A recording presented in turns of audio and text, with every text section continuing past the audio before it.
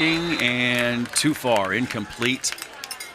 Well, he had him too. If he would have put a little less air on that, just kept it a little lower, that would have been maybe a touchdown. Nasir Ingram with the intended receiver.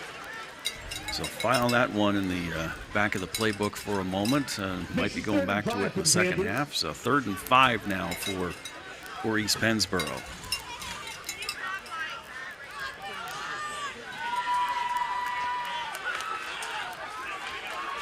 Two receiver set again. Don't see a flag yet. Barlip looking to throw, gets the pass away, out and enough for the first down. I like the timing on that. It's just he delayed enough, rolled out, drew the lineman out, caught him in the flat. Big game for big first down. Cade Pearson, one of those big guys you're talking about, 6'4", 215 tight end. And a first down for East Pennsboro. Under 2 minutes here to go in the first half. That's 2 first downs on this drive for East Pennsboro, and they've got it 1st and 10 on their own 44.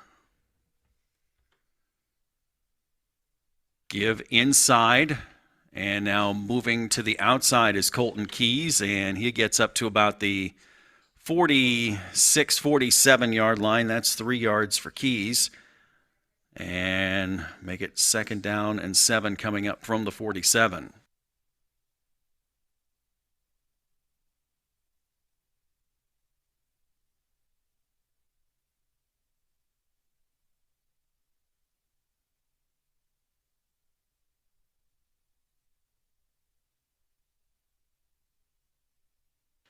From the 47, Barlip back to throw, looking.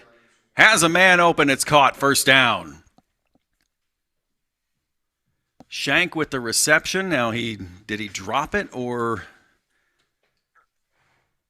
let's see, are they going to call it a completion or not? It looked like he dropped it right at the last moment. Tell you what, Travis, drop it or not, what a versatile athlete. Reminds me a little bit of like a high school version of Saquon Barkley coming out of that out in the backfield, and got some nice little guns on him too, that kid. So 3rd down, the pass was incomplete. It's 3rd down, 7 to go. Barlip wants to go now. He's going back out to the outside. Beautiful time. Pass is complete. Ingram makes the catch. First down, 33-yard line. I like the way Ingram danced a little. He was patient. Got a little Darren Sproles there. There's an Eagles name we haven't heard in a while. So first down, 33-yard line in West Perry territory. I think it's good to point out that we're going to be joined here in a little bit by a former Redland two-time coach at Redline, had 2 stints. Frank Gay will be joining the broadcast, a guest broadcaster. Frank brings a lot of knowledge, and we'll get my basketball self off this broadcast soon. From the 33, give to the outside. This is Keys again, and he's close to first down yardage again, about to the 21. So stop the clock. They're going to move the chains again. First down. Boy, he put his head down and just ran. Keys ran hard there. What a nice compliment to Ingram. You know, you pointed out, hey, good job picking East Pennsboro. I picked Keys as the player to watch here early on, and he's paying dividends so far. So good job all around for East Pennsboro. Shank back in the backfield. He wears number 9. Watch also number 6, Ingram. And it's to Shank. Outside, has a room, has a touchdown. Wow. Second touchdown of the night for Shank, this one from 21 yards out. A little bit of gloating there. I guess when you score a touchdown, was that the second one tonight? Yes. So you can gloat a little if you do 2 1/4. It's got to be 2 1/4 to get the gloating permission. I don't know. John Dennison's a pretty fundamental coach. He might have a little words there to simmer it down a little bit. Showing on the replay from the end zone, and he got the alley, got to the second level, and gone. Wow. That offensive line for East Pennsboro is just opening up holes. Tom Couch, former Penn State lineman captain on the 1983 state championship team, is the lineman coach for East Pennsboro. A lot of people don't know that, but that's a lot of talent on that coaching staff. We'll keep it here. Extra point is good. 15 seconds left to go in the first quarter as the Panthers now up 2 scores on West Perry. Rest of the schedule for here on High School Sports Live looks pretty darn good as well. Let's the last 2 games that are on our schedule. Harrisburg, we're going to have them in Week 9. I think that's we're also going to have them against Cumberland Valley. We have 2 games in a row there, yeah. Well, the East game the Friday night before, and then we'll have Harrisburg Central Dolphin at Harrisburg High at 1 o'clock. That'll be Week 9, and then Week 10. Central York and York. Yeah, back at Smalls Field again this year. Central York rolling over everybody, as we pretty much expected. They will have a tough game Week 9. They have to make a trip out to Ohio. So we'll see how they recover from the road trip when they go to Smalls Field to take on York, and probably again for the Division I title in York Adams. Well, and York, no matter Central York and York, it doesn't matter what the records. That's always a packed house. That's always an anticipated game. As long as it's not raining like heck that night, like we had the couple years ago. Yeah. But now there's a lot going on down there in York, and some good football on both sides of the tracks there. Next week, we head over to the Lancaster-Lebanon League as we'll have Wilson and Hempfield for you. Boy, that'll be a titan, 2 Titans. We had that game 2 years ago. It was a pretty good game. We're going to have it for you next week here on High School Sports Live as West Perry awaits kickoff and take it to the 15, the 20, the 25, up to about the 28-yard line.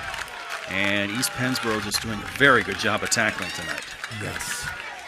That was a nice run back by Mason Hoffer. He went hard, but then he got stopped by some pretty aggressive East Pennsboro football players. 27-yard line is where they will take over with 10 seconds to go. Probably run 1 play here before we switch ends for the second quarter. Rest of the schedule we've got for you. On the 10th, like you said, Harrisburg at Cumberland Valley. On the 17th of October, Bishop McDevitt at CD East. Then CD at Harrisburg on October 18th, and Central York at York on the 24th. Meanwhile, here with West Perry, a run to the outside and a first down gain for Adam Yoder. Yeah, he was running hard there. Is that first down or 9 yards? That looked like he flag on the play. It might be a off horse collar there. I don't know. It might have been a horse collar. Could be face mask in there as well. We'll wait for and they're going to call on West Perry. Oh, it's going to be a dead ball foul. Actually, a hold. Okay. So it's a hold, so they're going to move him back. Thought we were going to get maybe a Cisco instant replay there to check it out, but we didn't need to. The refs are on top of that. So back it up. It's still going to be first down, but all the way back to the 22-yard line. So the play, 5 yards of it counted, but then you got to back them up 10. So it's 1st and 15 from the 22-yard line. And now we have jumping. Or no, excuse me, it's the end of the quarter. They ran the clock, ran the quarter, and we're going to run to break here. Through 1 at East Pennsboro. It's the Panthers up on the Mustangs. 13-0 on High School Sports Live on PCN and PennLive.com. Discover the power of local expertise with global reach at Landmark Commercial Realty. Serving South Central Pennsylvania for over 3 decades, we are proud members of TCN Worldwide, connecting you to over 200 markets globally. Whether you're looking for retail, industrial, office, or investment properties, our team provides sound, honest advice tailored to your needs. Trust Landmark Commercial Realty to navigate the complexities of commercial real estate with confidence. Visit landmarkcr.com and leverage our global expertise for your local success.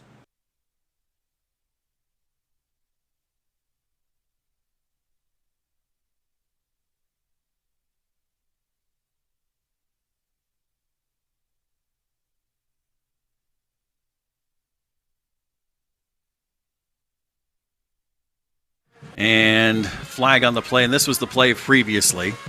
So that was the run, and there you saw the hold there as well. So we are starting the second quarter here.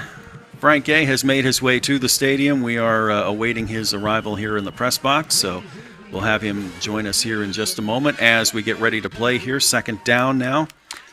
Actually, 1st and 15 still. Well-executed option. Perfect timing on the pitch. Option to the outside. Miami got that 5 yards back and maybe a little bit more.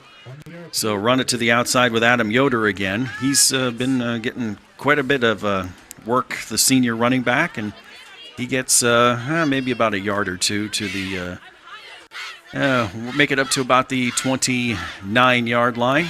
Travis, I want to say, well, I pitched hit for Frank Day here. Frank's a good friend of mine, a great guy. And viewers at home are going to hear a little bit more about football now that Frank's jumping in for the next 3 quarters.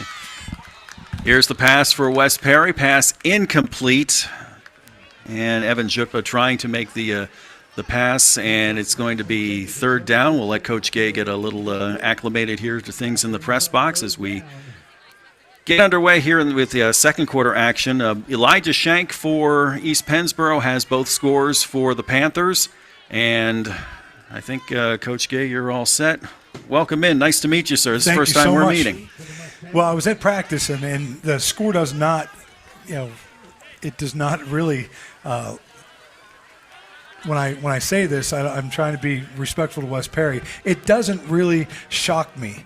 I think that East Pennsboro had an unbelievable, talented group, and they were getting after it at practice. Pass is incomplete. They were looking for Yoder again on the inside screen. So 4th down now coming up for West Perry, as they have really gone nowhere. You're just getting here, and they've gone 3 and out and 4 and out here in their possession so far. Coach Bowden is an unbelievable coach. I respect him with the utmost, and they've got to be able to run the football to be able to score. That's what they want to do. I know that their quarterback was hurt. He broke his collarbone, I believe, against Susquehanna Township, and they now need to run the football. Punt goes out of bounds, so East Pennsboro going to get it back here with very good field position right about the 45-yard line. So East Pennsboro, first possession, they went 3 and out, but then went 8 plays score. And again, they went another very good possession starting at their own 44, went 5 plays and scored. Elijah Shank, the first touchdown was a 4th down touchdown pass from Barlip, and then Shank with a 21-yard touchdown run. And that's where we stand here as East Pennsboro will begin from the 40-yard line. So 1st down. White helmets, black and orange for East Pennsboro. They got trips right. They're ready to throw the ball, it looks like. Back to throw with the middle screen. That's Ingram. Ingram, that's his third catch on the night. And he's probably going to get back to the line of scrimmage. They're probably hoping that the other 2 wide receivers out there would block, but good job by West Perry for the tackle. Yeah, that was known as a Florida State screen for us, and we wanted to get our blockers up on those 2 guys, and they've got to stay with them to get to make sure he's got a lane. And West Perry played it really well. 3 yards on the gain for Ingram, so 2nd down. And this time the give is to Shank, and Shank doesn't get back to the line of scrimmage very well. Good play for West Perry. Caden Sturgeon-Jadro with the tackle. It'll be 3rd down. Well, they're in their double wing, and when I was at practice, man, they practice this a lot, and they love to run the football out of the double wing. In fact, their whole offense is based off of this, with short motion, cross motion, and what we call high motion, where it's almost like an orbit motion behind the backs. And they want to run the ball as much as they possibly can. 3rd and 6. Got to get to the 50-yard line. Now Shank comes out to the right side here with the 3 receivers and 1 man in the backfield. Barlip looking to throw. Looking right, looking left, looking downfield. Incomplete. They're going to say good coverage, no flag, and it'll be 4th down. It was a great play by the defensive back. Instead of wrapping, he just came over the top and knocked the ball down, which is textbook what we teach our kids. You don't want to get a pass interference on that play right there. Ingram, the intended receiver, Trent Hockenberry with the coverage. So the punt team comes on now for East Pennsboro on 4th down and 6. Not much in the return game so far for either team. So we await the punt. Fair catch called for early enough, but dropped and recovered. So he did a great job of getting on that, because that would be a backbreaker maybe for them if he turns the ball over there. So good job by Drew Brandt to get back onto the ball and save the possession for West Perry. 9:32 to go here in the first half. And West Perry will get the ball back at the approximately the 27-yard line. Can they get something going here in their running game? They've got to be able to move the football here. Jutba back to now the draw play, a good job, and Moyer gets to the outside to about got 5 yards on the play. Yoder, excuse me. So Adam Yoder has got the lion's share of the ball carries tonight. So it'll be 2nd down and 5. I've been around here since 1990, and there are a ton of Yoders from West Perry. My wife graduated from West Perry, so I have some inside scoop there. And there's a lot of Yoders that have graduated from West Perry. 2nd down. Mason Page here on the near side. They go with the fullback. No, they go option. And Jutba's not going anywhere. Good job of reading the defense, on defense that by Cassius Comp, 23. Also in there, Elliot Brune, 22. Count also in there, 63. Henry Ridgely on the tackle. And it'll be 3rd down for West Perry. When you're trying to defend the option, it is all about assignments. And East Pennsboro did an unbelievable job there with their assignments. And they slow played that. And if you noticed, the quarterback didn't know what to do. Because they slow played it, and then he had to turn up, and they made a great play. Henry Ridgely, a junior, 5'11", 252. Good job on the footwork on the outside there, the right defensive end. It's 3rd down. Double wing set again. Jutba has to throw. Rolling, looking, running out of time, and it is caught by Yoder, but not for much. And it's going to be 4th down again for West Perry. Flag on the play. I was going to say that's a flag there on the field. Let's see what that's all about. Not too many penalties I think tonight. it's against East Pennsboro. Well, then the next question would be: is it automatic 1st down, or is it just a couple yards in their favor and repeat the down? Oh, yeah, I thought he was going the wrong way. Go the other way, and that's a 1st down. They're going to mark it off 10 yards, most likely a face mask, or they're going, yep. A lot of times in games like this, when you get a penalty and you can get a 1st down, and even though you weren't moving the ball well, it will get some motivation to, hey, let's get things rolling now. We've got some positive momentum going. So from the 44. Be 1st down now for West Perry.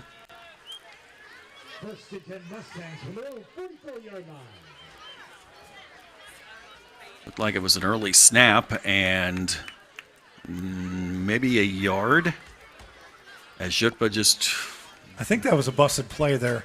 I don't think the rest of the offensive line knew what was going on. He just snapped it. And in that case... Get what you can get. Exactly, yes. So 2nd down and 9. You get the ball. It's like, what do I do? Oh, I got to go forward. Yes, you got to go forward. It's that quick thinking. No doubt about it. Get what you can get. He got a yard, so up to the 49-yard line. As play is stopped here, officials trying to get things sorted out here. They marked it up to the 46, so he got 2 yards on the play. Well, I was at practice this week for East Pennsboro. The Colton Keys, number 10. Mm-hmm. He is a special player, and he's only a junior. I asked if he did anything else, and they told me he runs a 11-100. I'm like, wow, he can fly. And he's a special player, and he gets it done on both sides of the football for them. We highlighted him early on in the game as making plenty of good plays both on offense and defense last week, and has done the same this week so far. Jutba back to throw. Looking, firing, incomplete, a little too tall for the tight end. And 3rd and 8 now comes up for West Perry as they try to get it outside to Drew Brandt. It was just a little waggle. He just missed him. He had him in the flat, just went a little high. Yeah, when you're making those runs, when you're on the run there, you're behind the 8 ball already, and then when you're trying to get it to wide receiver who's given up a couple inches to a man in the secondary. That's even tougher. Outside screen to Moyer, and it's read beautifully again. Reeling him in is Nasadir Kraft. 6 foot 177 sophomore linebacker. Good job of reading the play, and it's 4th down. They're pretty high on this kid. They really like him, and they said he's getting better and better every single week. And that was just a phenomenal play by him. So 4th down again.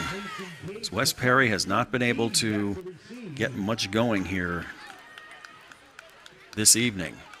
Going back to that pass, when you roll out, you want your quarterback to get downhill towards the line of scrimmage. And if he can't and he's floating towards the sideline, you're going to get those high passes a lot of times. And that's a lot of times when interceptions happen. Keys says get away from the punt. It goes out of bounds. Mason Page with the punt. And East Pennsboro goes back on offense.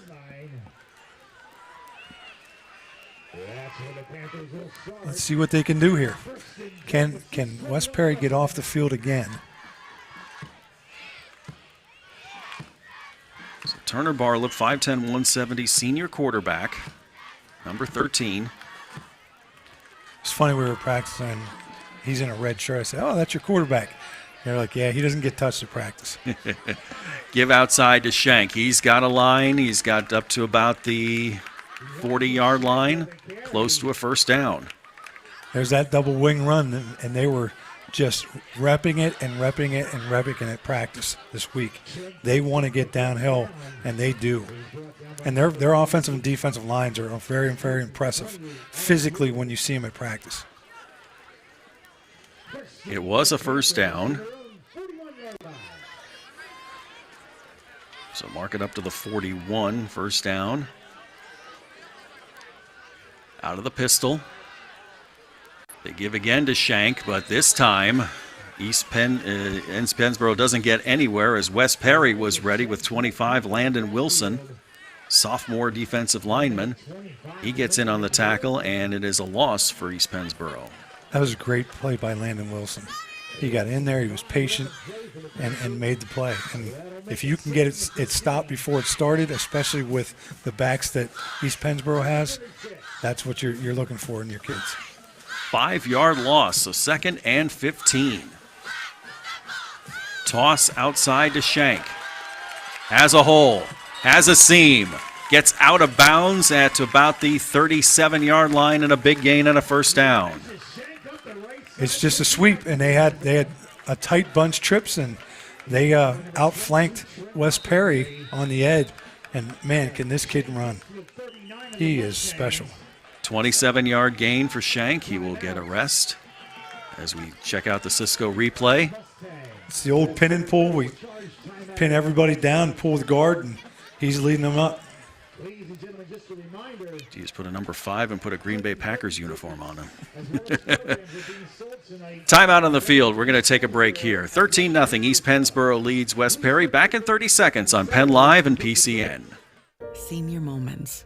They're not about what's been lost. They're about everything you've gained.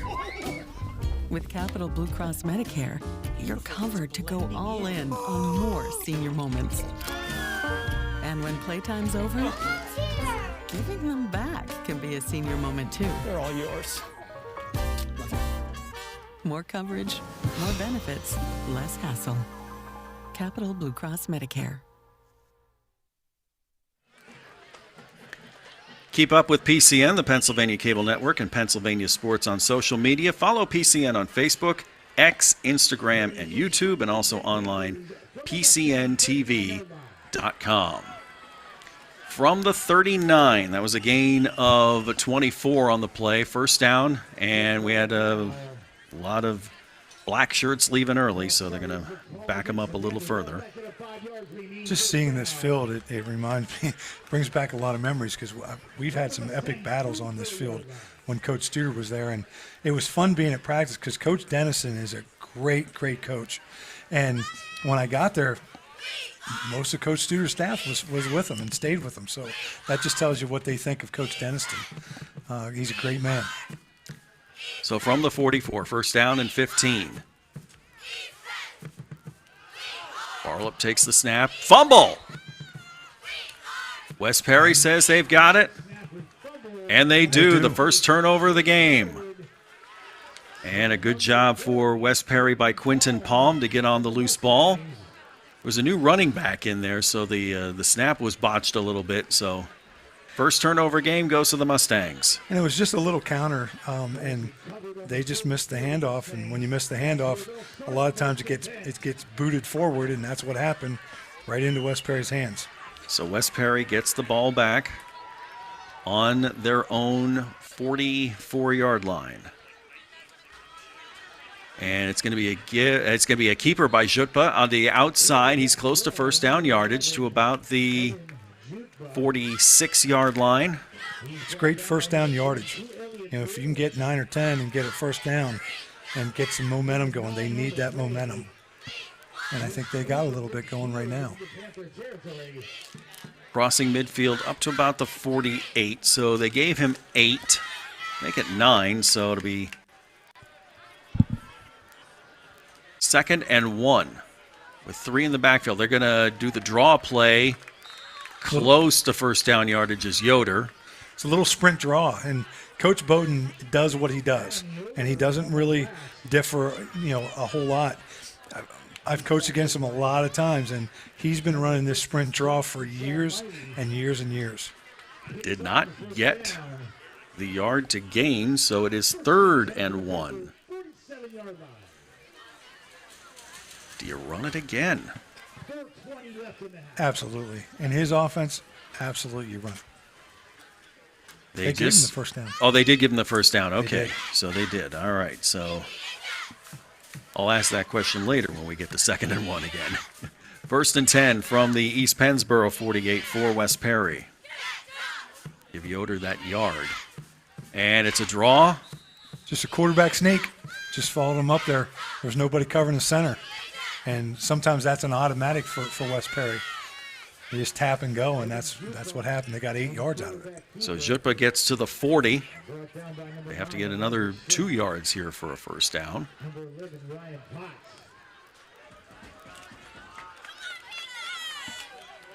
They have to get to the 38. Ball, they actually marked it at the 41, so 2nd down and 3.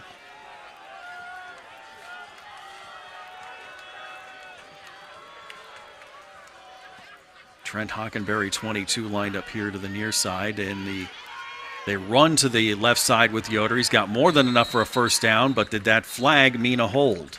Yeah, I'm gonna say that's a hold. When you get it out there, unfortunately for West Perry, I think that's coming back.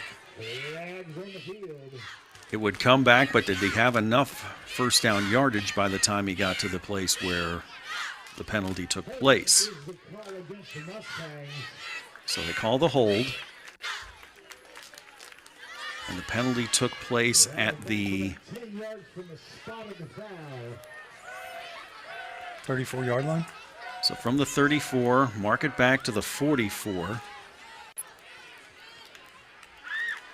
So give him 7 on the run, but take back 10 for the penalty. So it's 2nd down and 6 now from the 44. They got unbalanced right. They go right once again. Yoder to the outside, got enough for a first down. What they're doing there is they're going unbalanced and getting more on that side than East Pennsboro's got, and they're outflanking them. And whenever you can get outflanking, you can get it on the corner. It's just, here you come. It's you and the defensive backs. So good job of recognition by West Perry to see where the lack of men are on defense, and getting up to the line quick, that helps too. And now we got 4. We got quads in a line, and they're all going to be blocking. Instead, they go up the middle with Jutba, and he's going to get some good yard out, maybe about 5 or 6 yards again. Well, what they're doing is, I mean, when you're trying to run the football, a lot of times you want to spread the field horizontally. And when you can spread it horizontally, they've got to move out. And that allows a lot of running lanes to open up inside. They got it inside the 20. They have to get to about the 16 for a first down. It's 2nd and 3. Yoder Gets around one tackle. Doesn't get around a second. No, they did a really good job of stringing that out to the sideline. And they ran well the alleys to make sure there was nothing there for him to cut up. So third down coming up. As we tick under 2 minutes, they have to get this next play off with about 1:30 left to go here in the half. Ball spotted at the 21. They lost 2 yards on that play. So 3rd and 6, got to get to the 15. This is 4-down territory. Here it is again. They're on the edge. It was unbalanced. To the right side, and he only gets back to the line of scrimmage, does Yoder. They played it very, very well. He's brought down by number 58, Christian Valentine. Yoder's going to be a sore man tomorrow. he's running the ball a lot and taking some hits. So he lost a yard there, back to the 22. It's 4th and 7. Got to get to the 15 for a first down. As we tick down to a minute. Going to go 4 wides. 4 wides, they're spreading them out. One man in the backfield, that's Caleb Osbeck for Max Protect. Back to throw, looking incomplete. No, he caught it. Wow, what a great catch. Down to the 2-yard line, the clock will stop. Great catch by Trent Hockenberry. It's a first down. It'll be 1st and goal. It's just a double seam, and they lose them on the seam. The inside backers got to get out underneath that seam, and they went for the run fake.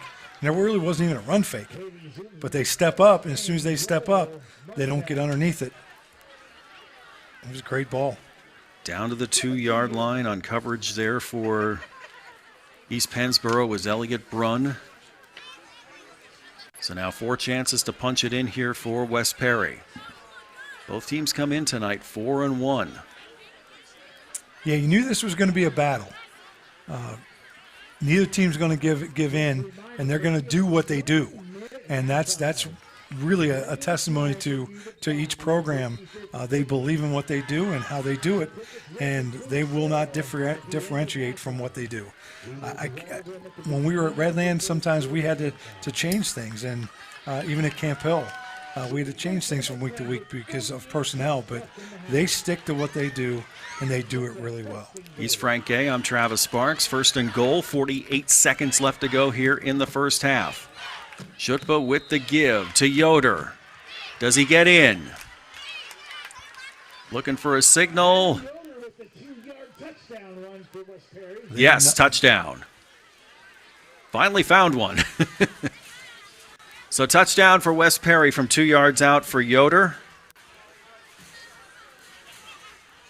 And the extra point coming up to try and make it to within a 6-point game for West Perry. We got a left-footed kicker here tonight. Hayden Fleischer. Try and tack on the extra point. And it is true. We'll keep it here. The extra point is good, 13-7. West Perry now trails East Pennsboro. Got ourselves a ball game here now. You knew West Perry wasn't going to go away. They're too proud, and they're too tough of kids up there for them just to say, we're down 13-0, we're going to fold. They're going to keep fighting and fighting and fighting until the end.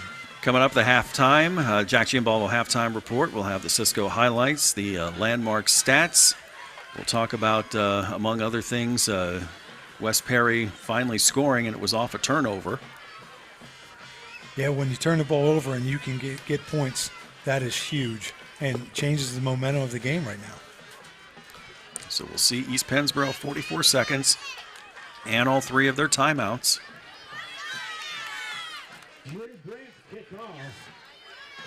As they step it off and get ready to kick it away. There's no way I'm kicking to Colton Keys. I'm not giving him a chance to hurt us. I'd be kicking away from him the whole time. And they do. It's a pop-up. Keys gets it.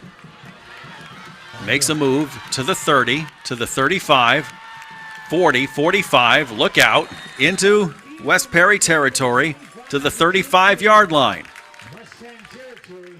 I get what they try to do, but they still didn't keep it away from him. They try to pooch kick that thing and drop it in there, but it rolled to him, and he's just a special kid that makes things happen. And they were adamant about his speed and what he does for their offense and defense. As feared, a flag on the play, and it is an illegal block. I thought I saw a questionable block on East Pennsboro. You saw the look on Colton Key's face when he came to the sideline. He's like, "Oh, this is coming back.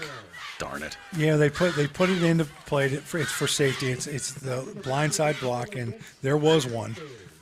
He lit a kid up, but it's all about safety now, and the concussions and things that are going on.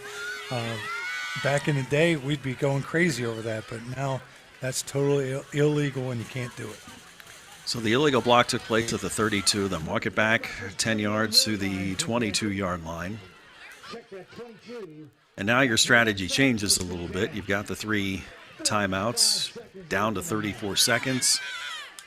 We'll see what East Pennsboro decides. Are they going to just call it a half?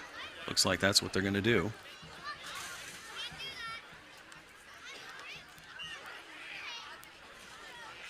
So they roll the clock and take the knee.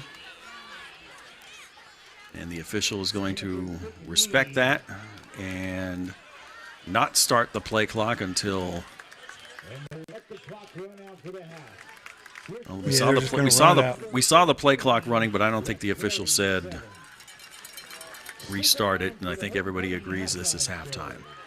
We have reached halftime here at East Pennsboro. It is 13-7, East Pennsboro leading West Perry. Jack Giambalvo halftime show coming up in just a few moments, and we're back after this on Pennsylvania Cable Network, Penn Live, and High School Sports Live.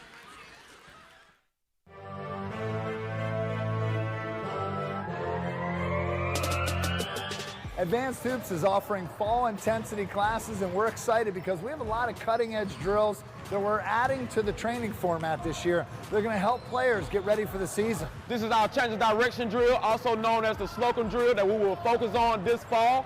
We have the kids quick in and out, an explosion out of their cuts. Watch me as I demonstrate, like Superman.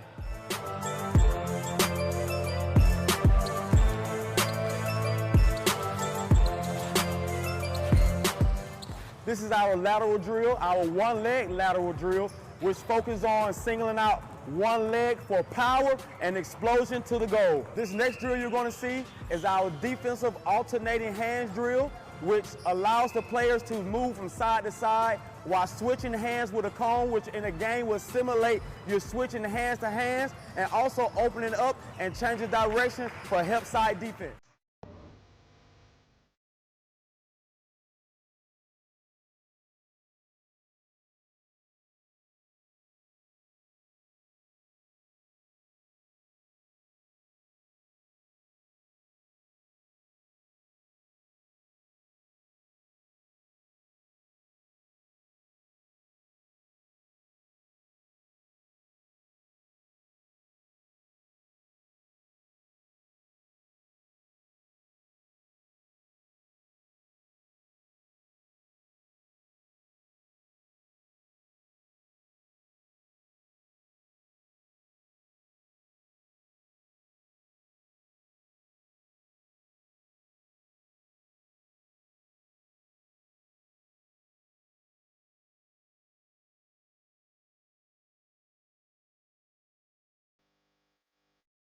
Here's a drill I really like. It's called Wooten layups. Basically, inside hand attacking the rim. So when you're attacking from the left side, you're going to use your inside right hand for a layup and extend toward the basket. When on your right elbow, you're going to extend, stretch in with the left hand. This will often allow you to get a shot off and beat a defender to the basket using your inside hand. All intensity program is going to be awesome. As you can see, there's a lot of cutting edge drills that our coaches are excited to teach. It ranges from ball handling drills to strength, upper, lower body explosion drills, working on layups with opposite hands.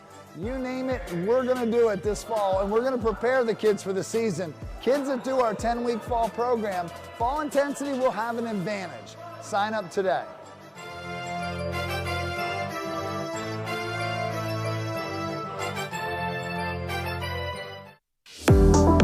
Award-winning Jack Gianvavo family dealerships have been growing for over 50 years. Now you can visit all 7 of our dealership locations throughout your county. At Jack Gianvavo, we understand family as we offer variety, style of vehicles that fit your lifestyle. Now we're expanding them choices and announcing Gianvavo Kia, Gianvavo Mitsubishi. Jack Gianvavo invites you to come experience the Gianvavo difference. Senior moments. They're not about what's been lost. They're about everything you've gained. With Capital Blue Cross Medicare, you're covered to go all in on more senior moments. And when playtime's over, giving them back can be a senior moment too. They're all yours. More coverage, more benefits, less hassle. Capital Blue Cross Medicare. Everybody knows Hoffman has it. Did you know Hoffman has even more? There's the fully stocked Hoffman Ford Parts and Accessories Department, the Hoffman state-of-the-art collision facility, confidence in our ultra-modern service facility, peace of mind with master technicians, satisfaction with low prices. Do I really need to say it again? Hoffman has it. Only at Hoffman Ford, Colonial Park. Hoffman Ford, just what you're looking for. Hoffman has it.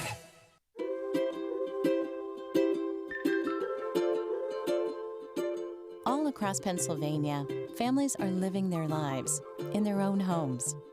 Not long ago, none of these families believed it possible. And then they discovered there was someone who could help. What was once only a dream is now a reality. Welcome home.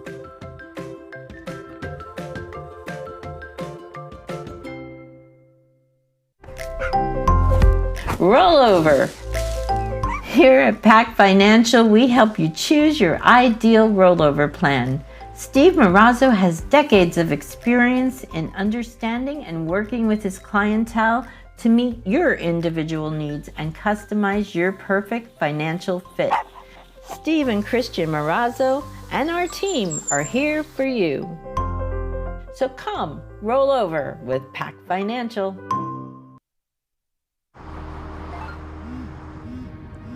Do you want to answer that? Nah, I'd never with a kid in the car. It's okay. I'm not here.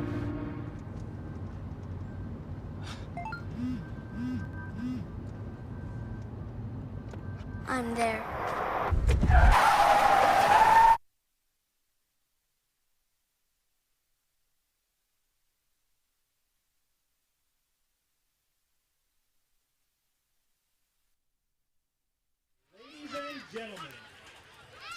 Halftime here at East Pennsboro, and the Panthers are up on West Perry, 13-7. Good first half, as we will get to our highlights in just a moment here on the Jack Giambalvo Halftime Show with Coach Frank Gay. I'm Travis Sparks, and Coach, what we thought in the first half, pretty even matchup, both running and passing, and both teams, West Perry, despite the slow start, got it going later on here in the first half. Well, both teams they wanted to establish the run. And they were very adamant this week that that's what we do, that's what we need to do in order to win this football game. And, both are very balanced, but, man, they want to run the football first and get play action off of that. We'll see our halftime highlights here in just a moment. We had 3 touchdowns to show you here in the first half, and we'll get to our landmark statistics in just a moment here. As we roll those first half highlights here, it was the Elijah Shank show early on for East Pennsboro. He got the lion's share of the carries here. The first touchdown, it was on a swing pass, and he took it all the way to the outside for a touchdown. He's a special player, and when you have kids like that have speed, you want to get them the football. And here's the run for a touchdown. It went right off left tackle, and he just stormed right through. As the Cisco halftime highlights show, the run for the first down. This was the fumble. This is the replay of the second touchdown here, and a nice run by Shank and a good job by the offensive line.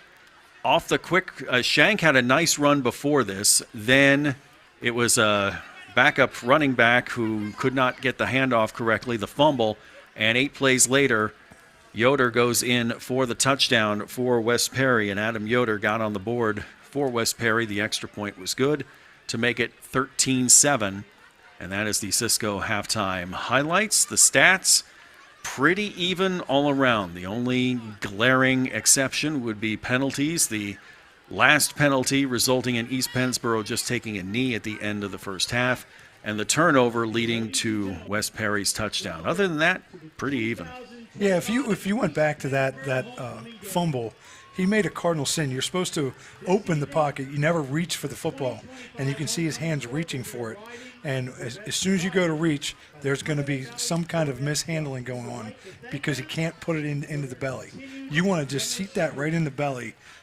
That's why you open the pocket for him, and that was the issue of why they fumbled. All right, if you're West Perry, you're coming out of the locker room here, you're going to get the ball to start the second half. You're probably going to want to run like usual. How much do you want to try and get the passing game in? Well, I think with their quarterback being out, you want to establish the run game so that you can do some play action stuff that would catch them a little off guard. But the more you can run it, the better you're going to be for West Perry, because that's what they love to do. They want to run the football.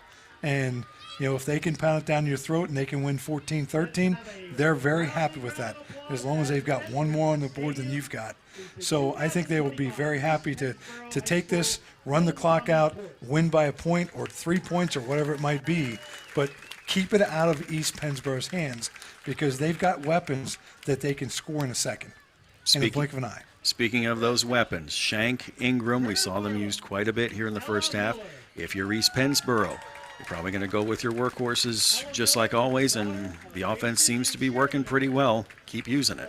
Yeah, and they they look to hit one, and when they can hit the big one, because they've got the kids that can do it. That is a weapon that you have in your arsenal that a lot of schools don't have. And if they do, they only have one, but East Pennsboro's got multiple weapons.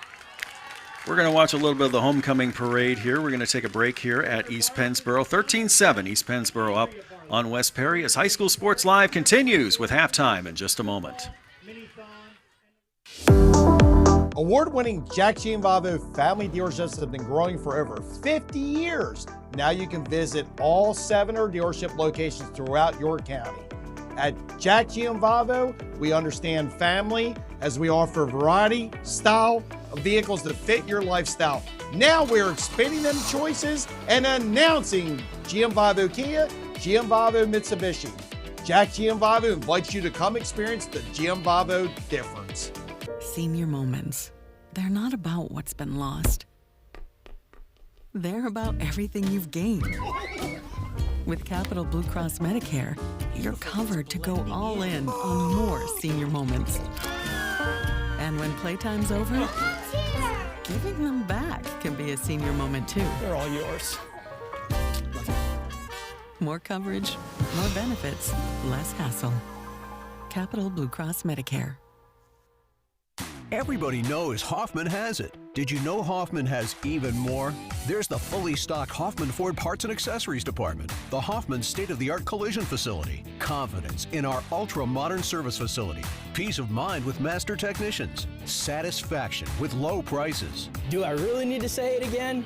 Hoffman has it. Only at Hoffman Ford, Colonial Park. Hoffman Ford, just what you're looking for. Hoffman has it. So a while back, I thought to myself, I'm never going to own a home. I'm going to have to rent forever. I didn't have money for a down payment. I had no credit history, and I just got out of a divorce. But PHFA showed me that home ownership is possible. They offer me a low-interest mortgage and a way to manage the closing cost. To me, this is more than just my home. It's a huge accomplishment and a new chapter in my life, thanks to PHFA. Rollover. Here at Pac Financial, we help you choose your ideal rollover plan. Steve Marazzo has decades of experience in understanding and working with his clientele to meet your individual needs and customize your perfect financial fit. Steve and Christian Marazzo and our team are here for you. So come, roll over with Pac Financial. Tucked away on 34 private acres in York County, historic Shady Lane is the perfect outdoor wedding experience, providing historic cobblestone backdrops, forests, gardens, and a gorgeous glass greenhouse. Your wedding day will be easy and as stress-free as possible with our suites to get ready on site. Multiple ceremony options, a separate cocktail hour area, a tented reception space, and more. A wedding coordinator is included in your package to make your experience effortless. You can inquire at historicshadylane.com for more information. Discover the power of local expertise with global reach at Landmark Commercial Realty. Serving South Central Pennsylvania for over 3 decades, we are proud members of TCN Worldwide, connecting you to over 200 markets globally. Whether you're looking for retail, industrial, office, or investment properties, our team provides sound, honest advice tailored to your needs. Trust Landmark Commercial Realty to navigate the complexities of commercial real estate with confidence. Visit landmarkcr.com and leverage our global expertise for your local success. Do you want to answer that? Nah, I'd never with a kid in the car. It's okay. I'm not here.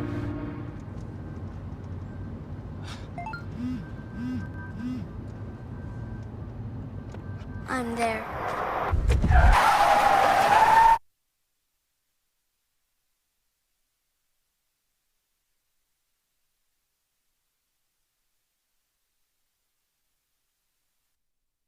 Senior moments. They're not about what's been lost. They're about everything you've gained. With Capital Blue Cross Medicare, you're covered to go all in on more senior moments. And when playtime's over, giving them back can be a senior moment too. They're all yours. More coverage, more benefits, less hassle. Capital Blue Cross Medicare.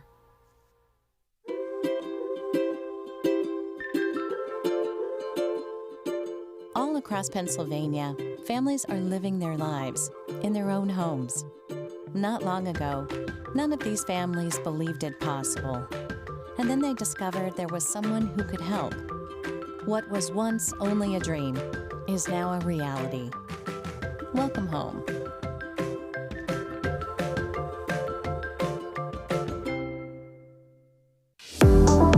Award-winning Jack Gianvavo family dealerships have been growing for over 50 years. Now you can visit all 7 of our dealership locations throughout York County.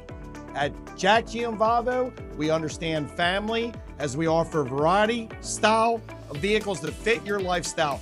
Now we're expanding them choices and announcing Gianvavo Kia, Gianvavo Mitsubishi. Jack Gianvavo invites you to come experience the Gianvavo difference. Tucked away on 34 private acres in York County, historic Shady Lane is the perfect outdoor wedding experience, providing historic cobblestone backdrops, forests, gardens, and a gorgeous glass greenhouse. Your wedding day will be easy and as stress-free as possible with our suites to get ready on site. Multiple ceremony options, a separate cocktail hour area, a tented reception space, and more. A wedding coordinator is included in your package to make your experience effortless. You can inquire at historicshadylane.com for more information. Everybody knows Hoffman has it. Did you know Hoffman has even more? There's the fully stocked Hoffman Ford Parts and Accessories Department, the Hoffman state-of-the-art collision facility, confidence in our ultra-modern service facility, peace of mind with master technicians, satisfaction with low prices. Do I really need to say it again?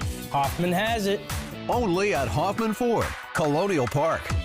Hoffman Ford, just what you're looking for. Hoffman has it. Discover the power of local expertise with global reach at Landmark Commercial Realty. Serving South Central Pennsylvania for over 3 decades, we are proud members of TCN Worldwide, connecting you to over 200 markets globally. Whether you're looking for retail, industrial, office, or investment properties, our team provides sound, honest advice tailored to your needs. Trust Landmark Commercial Realty to navigate the complexities of commercial real estate with confidence. Visit landmarkcr.com and leverage our global expertise for your local success. So a while back, I thought to myself, I'm never going to own a home. I'm going to have to rent forever. I didn't have money for a down payment. I had no credit history, and I just got out of a divorce. But PHFA showed me that home ownership is possible. They offer me a low-interest mortgage and a way to manage the closing cost. To me, this is more than just my home. It's a huge accomplishment and a new chapter in my life, thanks to PHFA. Rollover. Here at Pac Financial, we help you choose your ideal rollover plan. Steve Marazzo has decades of experience in understanding and working with his clientele to meet your individual needs and customize your perfect financial fit. Steve and Christian Marazzo and our team are here for you. So come, roll over with Pac Financial.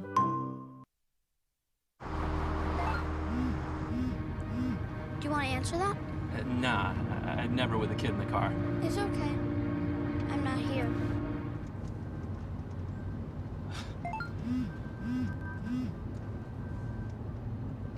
I'm there.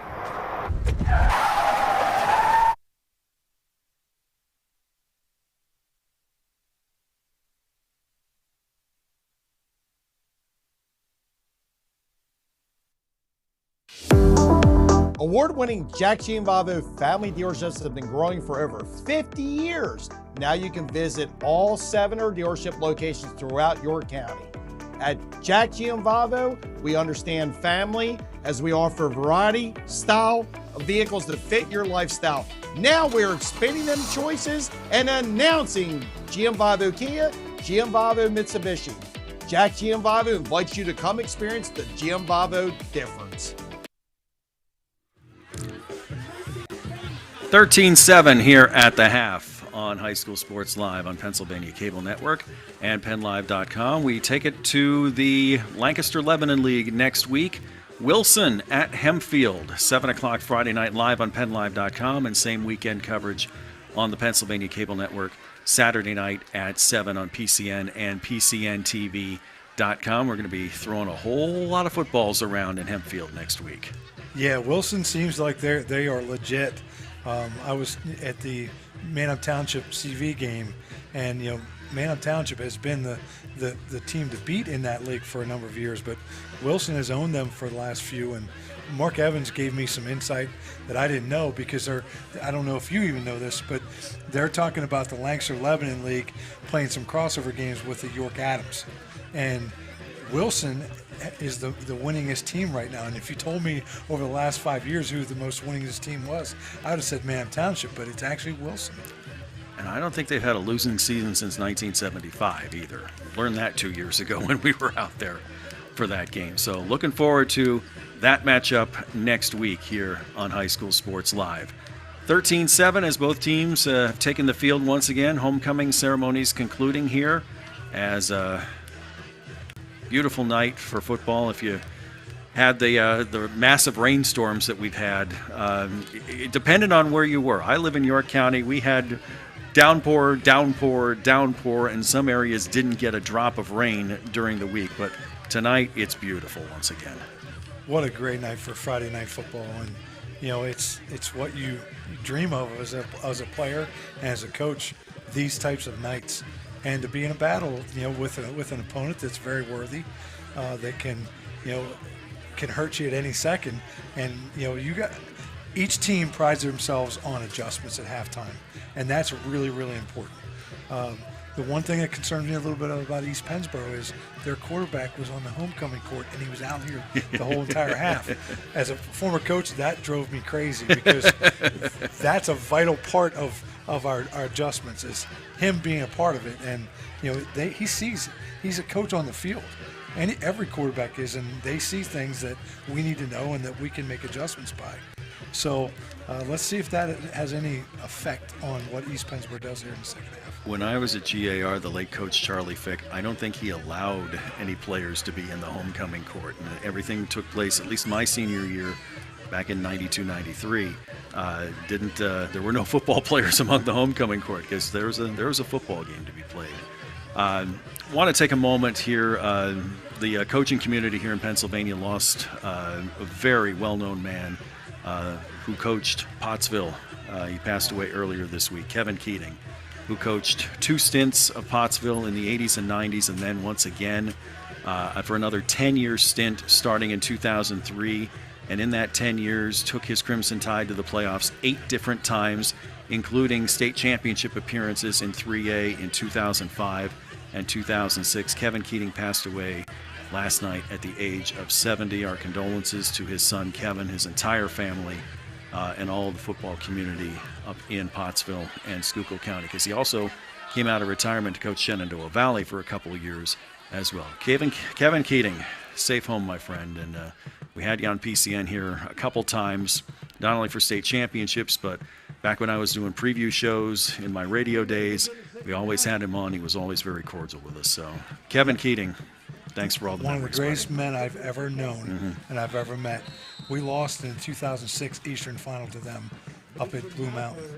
And he was just a gentleman.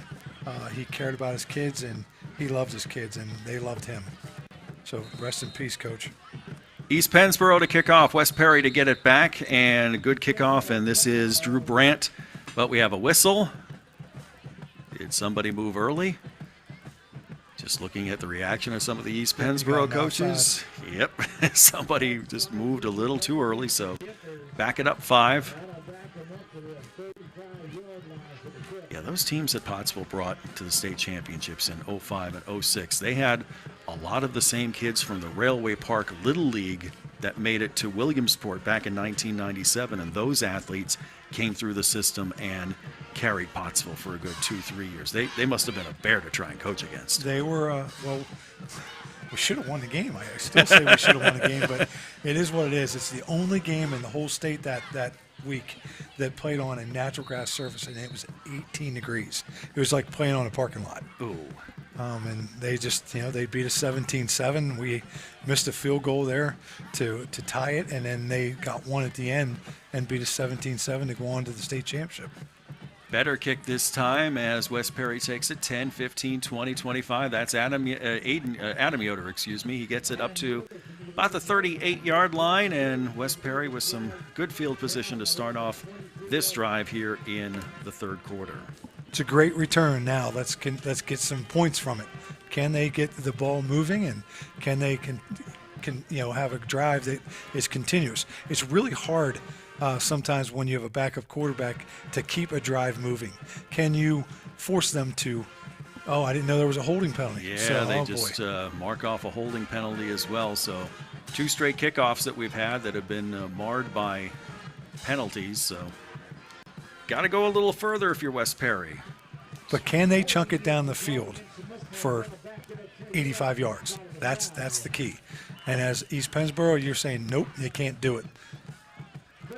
Jutba made his first start last week, was 6 of 7 for 65 yards. They had to rely on the run game a lot against Middletown last week. We'll see if they can keep it going here.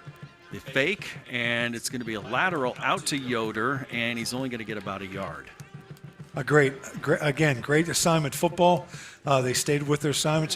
When you're coaching against this, somebody's got to have the dive, somebody's got to have the quarterback, somebody's got the pitch, and they played it to a T. There's your guy, Colton Yes. Keys again, making the play on the outside. So our 2 players that we profiled early in the game to watch, Colton Keys and Evan Jutba, excuse me.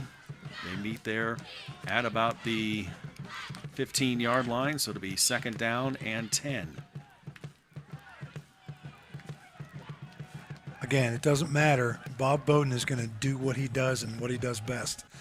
He will not, veer away from that. Give. Yoder tries to get back up the middle, but just could not get any footing. Runs into 3 separate Panthers, including 82 Cade Pearson, 23 Cassius Comp, and it's going to be 3rd and long for West Perry. This isn't West Perry's, forte.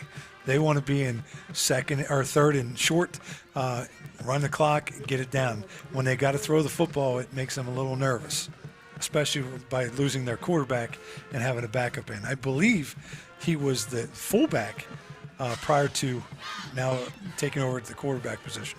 From the 18, 3rd down.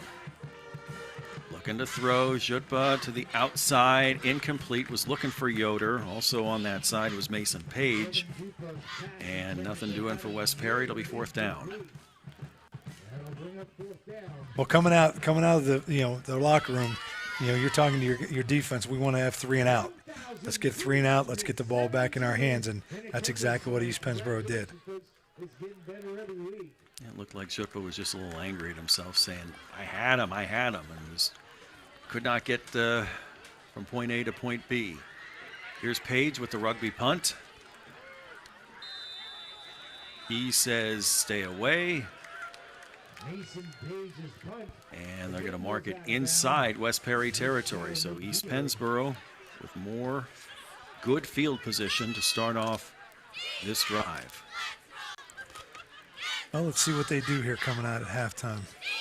They're going to run the football. We know that. But, did they have any wrinkles? Did they see anything, that they can make adjustments to that West Perry was doing? Keep an eye and see if number 9, Elijah Shank, who had the 2 touchdowns in the first half, see if he gets the ball early on from the 45-yard line. Coming here to the near side is Cassius Comp, 23, Keys in an H-back position, and they go with the jet sweep to the outside of the 40 to the 39-yard line, and good yardage there, and that is E.J. Rivera, first time he's touching the ball tonight. Trent Hockenberry came up and made a really nice tackle from the secondary. Second down now as Turner Barlip, 5'10", 170 senior quarterback, has it at the 39-yard line in a shotgun. 4 receivers. They go again with the jet sweep, and that's Rivera. He's got first down yardage, but there's a flag. Tackle couldn't reach the end and ended up holding him. He tried to reach and get on his outside shoulder, but he just couldn't, and when he couldn't, he held him. So 5th penalty on the night for the Panthers. That's a hard block for an offensive tackle. You got to take a big bucket step and try to get to his outside shoulder, and when it doesn't, and he played it really well. You just got to keep running to the sideline and keep your hands inside. The penalty took place at the 39. They're going to mark it off 10 yards back to the 49-yard line. Now it'll be 2nd down and 14 to go for East Pennsboro.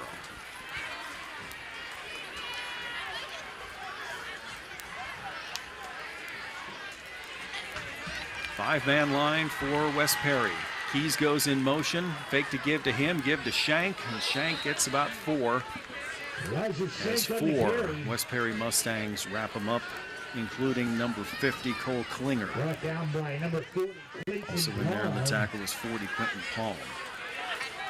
It was just an off-tackle blast, and West Perry's tough. These kids are tough up there. That's what they pride themselves on. And man, they shut that down pretty fast. That was Central Dauphin. They would have taken the handoff and gone straight up the middle instead of going to the outside. I can't tell you how many times I've seen that play in my sleep over the last couple of years with High School Sports Live. Now Shank in the backfield. They're going to block as Barlett throws, and it's intercepted. Go with the deep pass, and it's intercepted. Picked off by Trent Hockenberry, who made the play on the last tackle, and he brings it all the way back to the 50. We've got a flag on the play. We'll see what the flag is about. They had 2 men in motion. That's on the quarterback. He's got to get everybody set before he snaps the ball. And the back, he switched the back from the left to the right, and the receiver started in motion before he got set. So they're going to decline that, and now West Perry's got some momentum at the 50. So that is 2 turnovers on the night now. They had a fumble and an interception. So under 9 minutes to go here in the third, and West Perry's going to try and convert another turnover into a touchdown from the 50. Backs in the eye with 1 receiver. Fake to Yoder, Zhupa to throw. Looking right, and that's intercepted. That's an inexperienced quarterback making a mistake. You've got to throw that ball away. You just can't chuck it and hope that one of your guys are going to get it. And again, he couldn't get his shoulders downhill towards the line of scrimmage, so he's running side to side, and he's just flinging it. And that's what happens. Nasir Kraft with the interception. So if you stepped away for 2 plays, you're going to think nothing happened. No, we've had 2 turnovers in those 2 plays. So from the 44-yard line, East Pennsboro takes over. 3 turnovers total tonight, 2 by East Pennsboro, and that's the first one from West Perry. This is the fullback jet sweep to Keys, and he's got more than enough for a first down. And he stays on his feet, and he's gone. Oh, what a run by Colton Keys. That's why they were raving about him at practice. They said this kid is just special and he's different. And that shows you why right there. He kept his legs moving. They could not bring him down. But it's coming back, holding on the play. Oh. You had a feeling that when he turned around and he didn't see a whole lot of his teammates there, it was coming back, and he got a hold. And you see away from things that he's getting a rest for himself, and kind of just tossed his helmet. And I said, "Oh." Self-inflicted wounds right now from both teams. So the 56-yard touchdown is called back. But still, Colton, put that on your highlight reel for colleges. That was a really good run. They're going to give him 8 yards, mark it back 10 on the penalty, so now it's 1st and 12 at their own 42. Barlett up the middle and a good give and a first down. Good run by Ryan Potts at the fullback spot, and he'll get 14 and a first down. Yeah, there's that high motion we were talking about. They go behind the back, and a lot of times that's just eye candy. And if your linebackers start looking at that, that dive is just going to go because your linebackers are flying to that high motion and looking at that eye candy rather than their reads. Ingram lines up as the far side receiver, now double motion. Barlett waited, and now the jet sweep to Rivera. He's got first down yardage up to about the 35. Yeah, they're finding their ground now in the running game here, and their wheels, and you can see they're starting to push West Perry around a little bit. Can West Perry buckle up here and force them to either kick a field goal or turn the ball over again? From the 35, inside 8 minutes here to go in the third quarter. And the 34 with an 11. Give Rivera 11 on that. Now they run the motion to the opposite side.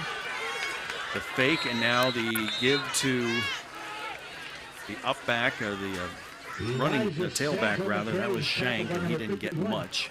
They were waiting for him. Yeah, they're starting to figure this out a little bit. The running game, and can they get a stop? It's huge here for West Perry. You're only down 6. 51, Caden Sturgeon-Jadro, and 40, Quentin Palmer. Both on the stop, about a yard. So movement again.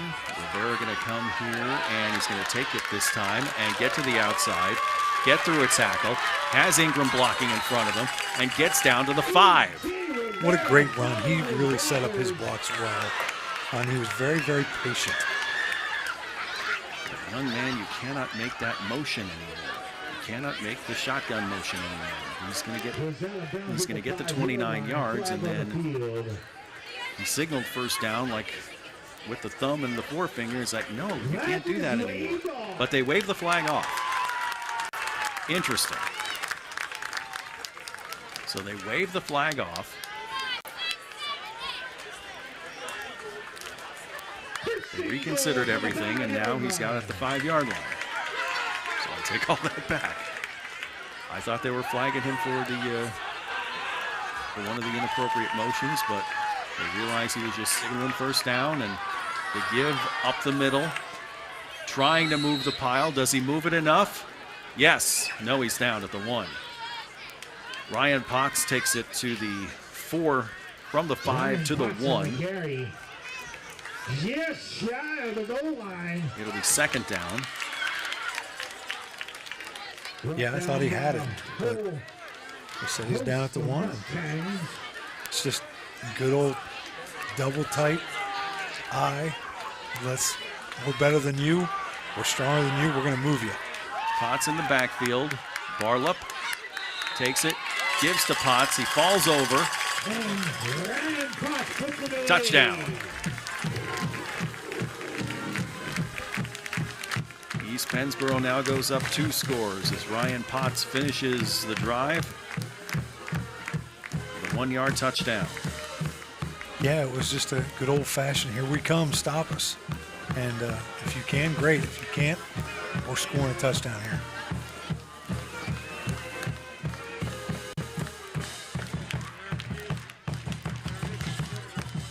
Interesting. Some coaches would go for 2 here to make it a 21-7 game. You know, I don't know how much analytics plays in the minds of these coaches, but sometimes, you know, you can outthink yourself. Just get the points, and that's what East Pennsboro wanted to do.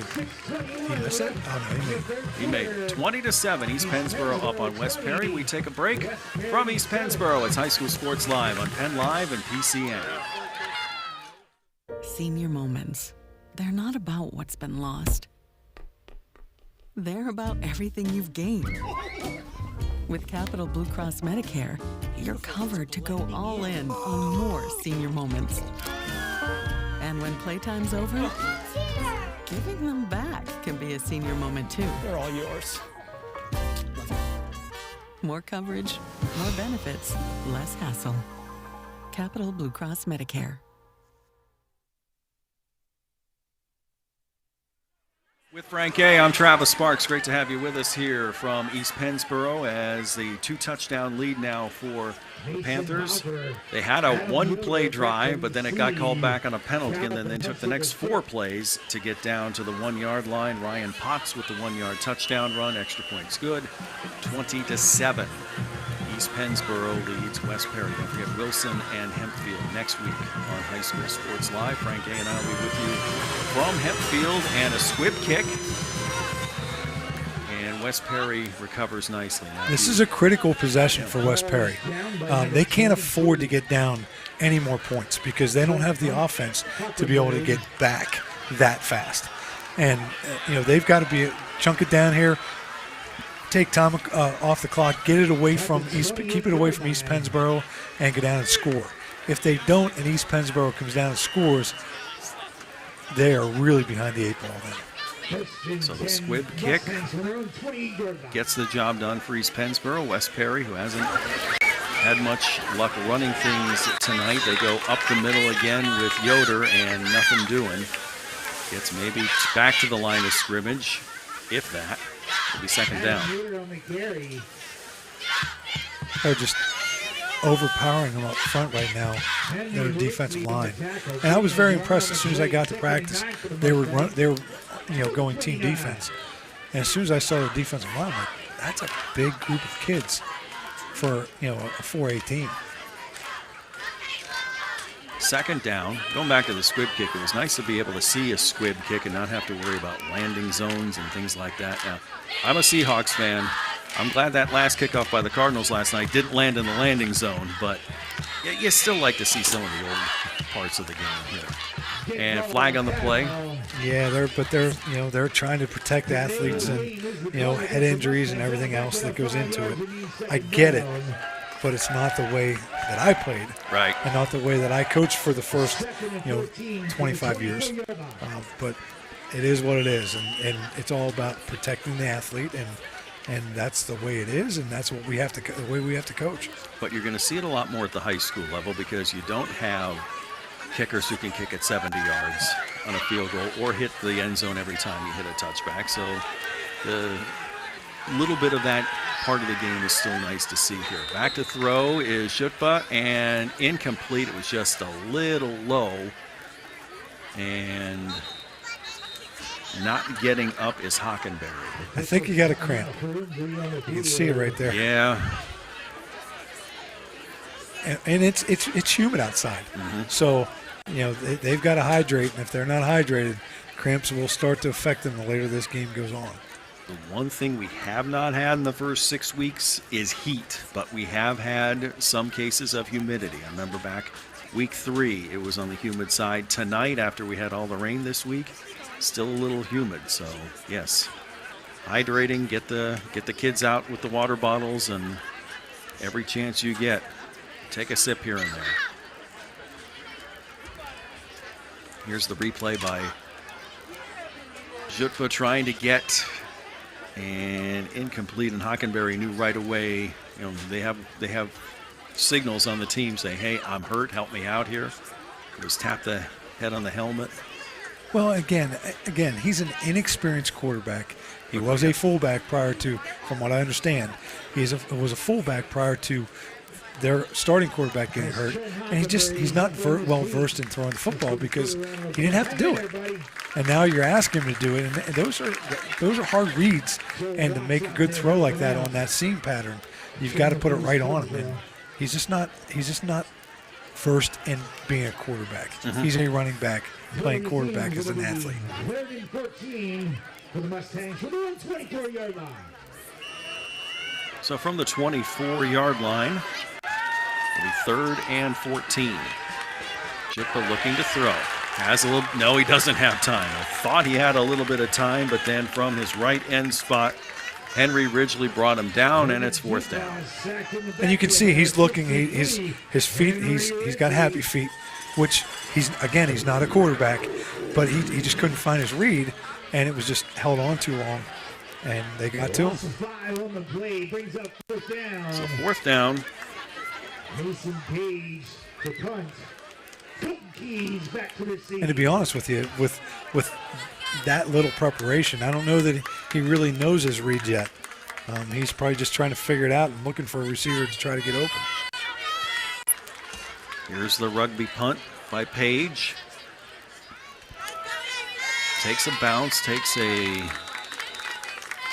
goes laterally and drops at about the 47-yard line, so that's where East Pennsboro will take over again. 4:35 left to go here in the 3rd quarter.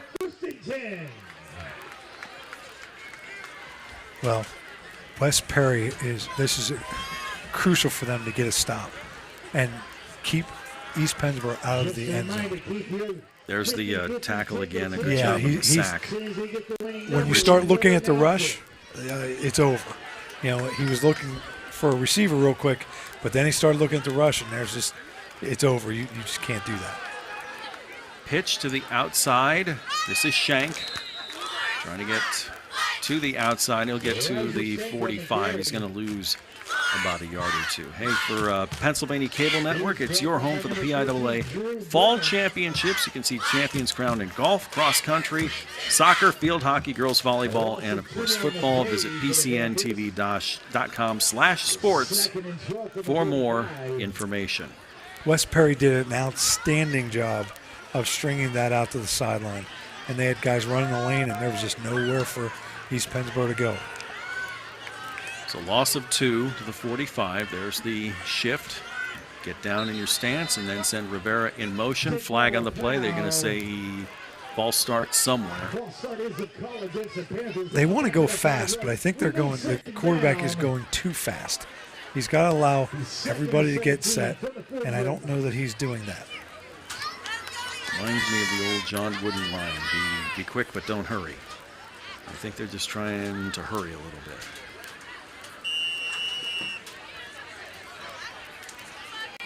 And he's a seasoned veteran. I mean, he's a 2-year starter, and it's one of those things you just got to calm yourself down, let it happen, let the game come to you. Now Rivera goes in motion. They go to Shank up the middle. Has a 1st down.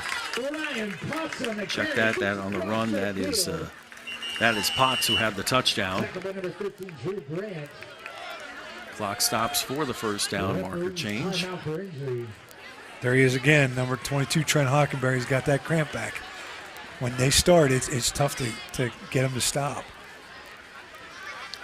Looking ahead, in fact, we can look back here with East Pennsboro. They lost at Bethlehem Catholic on the first Saturday night of the season. Then rattled off 4 straight. Beat Trinity in overtime 16-9. Won at Milton Hershey 42-28. Beat Greencastle Antrim 21-12. And won at Boiling Springs against the Bubblers last week 35-7. The rest of the way, tough game at Susquehanna Township next week. Then Middletown, James Buchanan, and then they wrap up the season at Big Spring. When you look at that schedule, they could easily go 8-2. I'm gonna say it. Susquehanna Township is loaded. Joe's got a very, very good team, and it's going to be very hard to beat them. But when you look at the rest of the schedule, they can win out, and that would be an 8-2 season, which would be a great season for Coach Denniston, and get them into the playoffs. Rest of the way for West Perry, they've already played Susquehanna Township, losing 2 weeks ago, 55-7. They have Big Spring next week, then they're at Trinity, home against Milton Hershey, and then at Greencastle Antrim. Already this season, they won at Susquehanna, 49-21, shut out Boiling Springs 28-0, beat Upper Dauphin 49-14, and last week beat Middletown 38-17.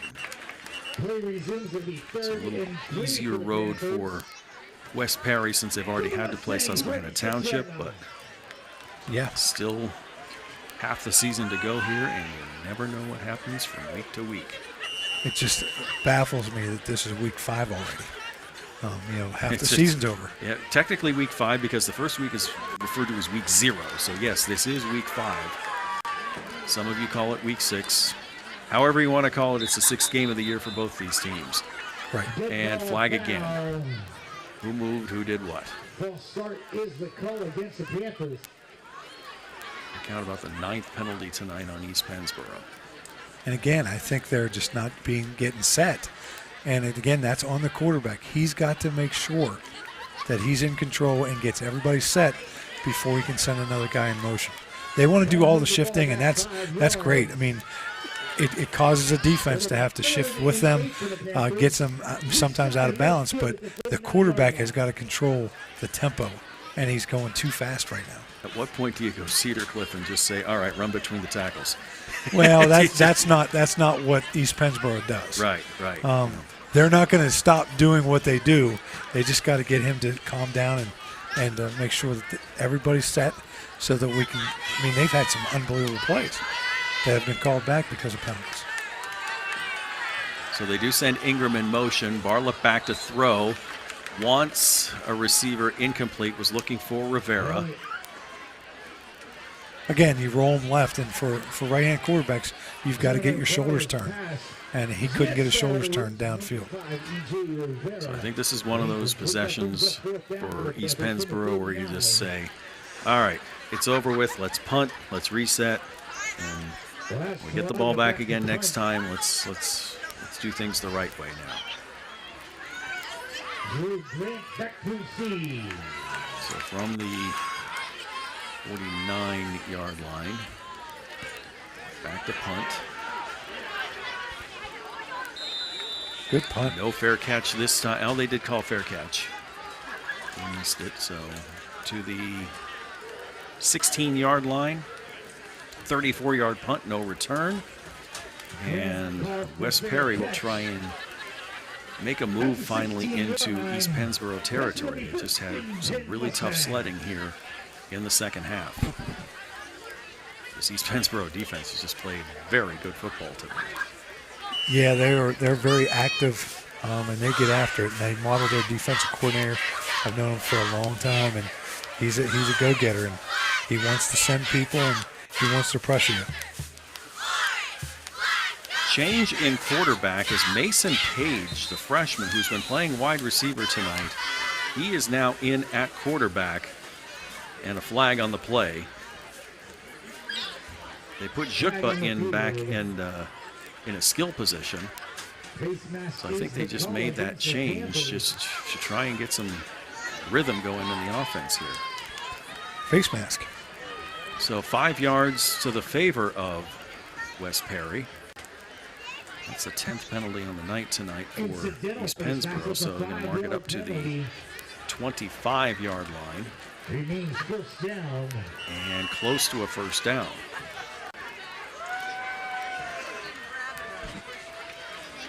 So Page now takes it, and he'll run himself and try and get close to first down yardage. Not quite going to get there.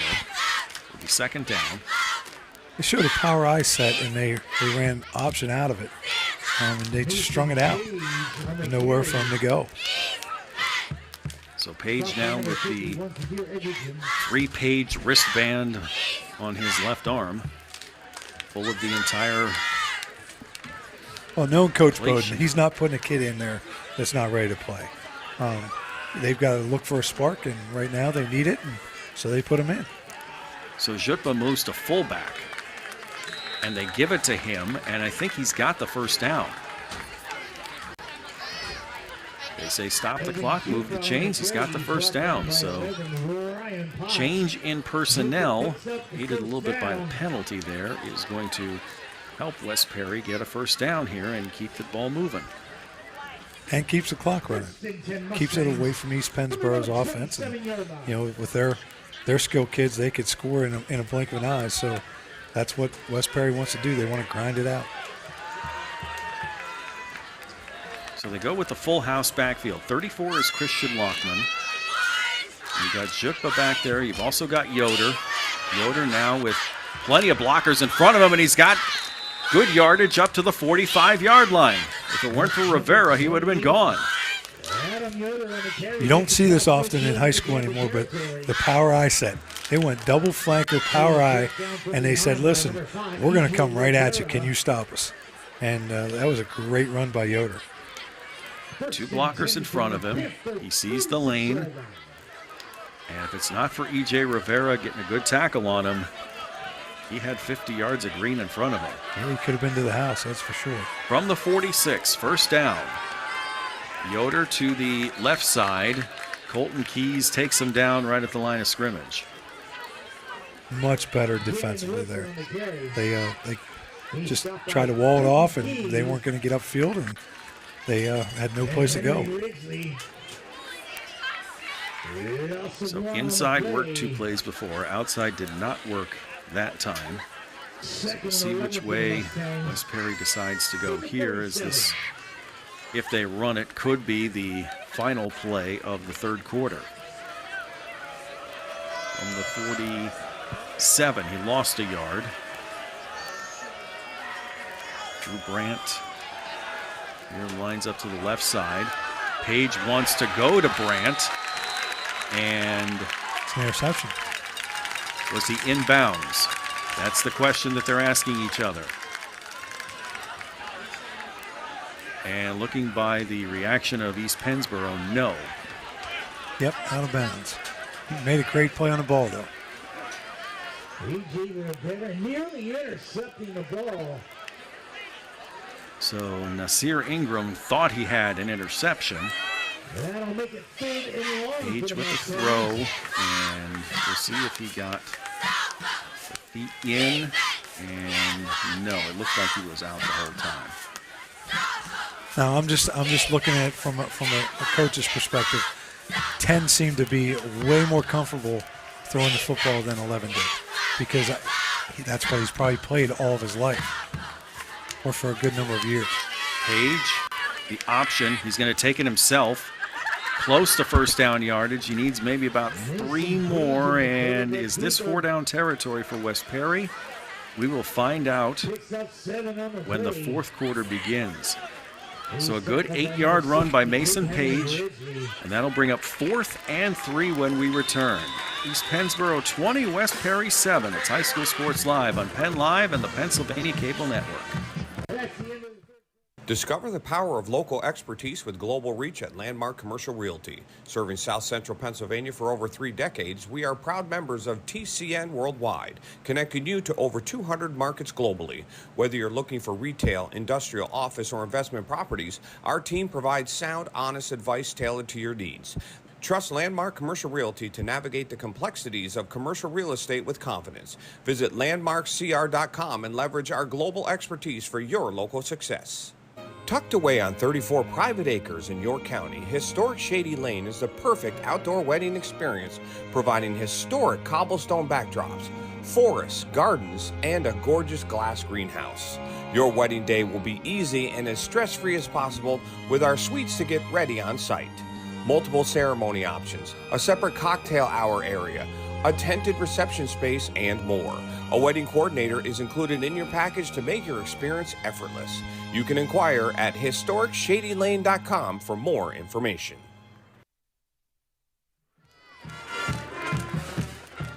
Well, we've had the quarter break to think about it, and we'll see what the result is as Mason Page has taken over at quarterback, the 6', 185 freshman, taken over for starting quarterback Evan Jutba. Put Jutba back to fullback, but now they're going to go with a 4-receiver, 5-receiver set. Yeah, they got quads to the right and a single receiver out to the left. I don't think they liked what they saw. I think they were going to try and get the clock to go down to, or they're going to try and draw them off sides. Did not work, so Wes Perry's going to call timeout. We're going to think about it a little longer here. That's the first timeout Wes Perry has used here in the second half. Here we go. Winning number is 467. If I'm reading Bob Bowden, I think, I think he's going to want to go for this. You don't have a whole lot of time left. You've got to try to get a score. It's 4th and 4? And it's 4th and 3, I'm sorry. And you're in their territory, why not? Your defense has been playing okay. They've been holding, their own. So let's go for it and see if we can get the first down and keep the momentum on our side. So Wes Perry breaks the huddle. To the right hash. Hurry up offense, here we go. And they come out with 3 receivers to the right. They're going to pitch it out to Yoder. He's got plenty of yardage for a first down and keeps going down the sidelines. Can he catch him? No. Touchdown. Again, they outflanked him. And the defense did not adjust. And they got outside, and it was great blocking up front, though. I got to be honest with you. Those receivers did some really good, blocking to get him to run free. So Adam Yoder with the second touchdown of the night. And Wes Perry now within 7. They're going to try and get it to within 6. Drew Brandt going to come on for the extra point. He got it. What a great possession by Wes Perry. They bring the freshman in. They get a little bit of momentum. 4th down, they put in a great play, and now we got ourselves a ball game again. 20-14. 7 plays, 3 minutes, 6 seconds, and Adam Yoder with the 4th down touchdown. That's our second touchdown on 4th and short tonight. Each team has 1, but now Wes Perry's got the momentum. And we will see how their defense responds. East Pennsboro coming off a possession where they committed almost every single penalty possible. Well, if they can stop shooting themselves in the foot, you have playmakers that can score in a blink of an eye. So let's see if we can, regather ourselves as East Pennsboro and get down the field and score. You know that it's not going to be easy for Wes Perry to go down and score on you. So if you can get a score here, it might just put it out of reach. So Brandt ready to kick off. Colton Keys, who was the last line of defense before the touchdown. He's had a pretty good game, excuse me, up to this point. Back to receive the punt, or the kick rather, and it's a short one. Oh, and that is Wes Perry's football. Wow, that is a great play on the pooch kick. So Keys tried to run up and get it. He mishandled it. It stayed in bounds, and Wes Perry jumps right on it. Bonus possession for the Mustangs and a first down. Was that Rivera? It went up. Yeah, I think it was Rivera, number 5. Came up to get it, and yes, it was.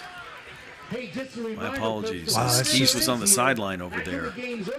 So now you got the momentum. It's Big Mo is there with you. Let's get down and score. That's what they're talking about. So off the muff kickoff, it is first down from the 24-yard line. They're going to pitch to the outside to Yoder, trying to stretch out the defense and get just a couple. It's basically the same play that they ran for a touchdown on the other side. They just brought motion and got to the same exact formation. They just didn't. I mean, East Pennsboro, give East Pennsboro credit. They played it really well.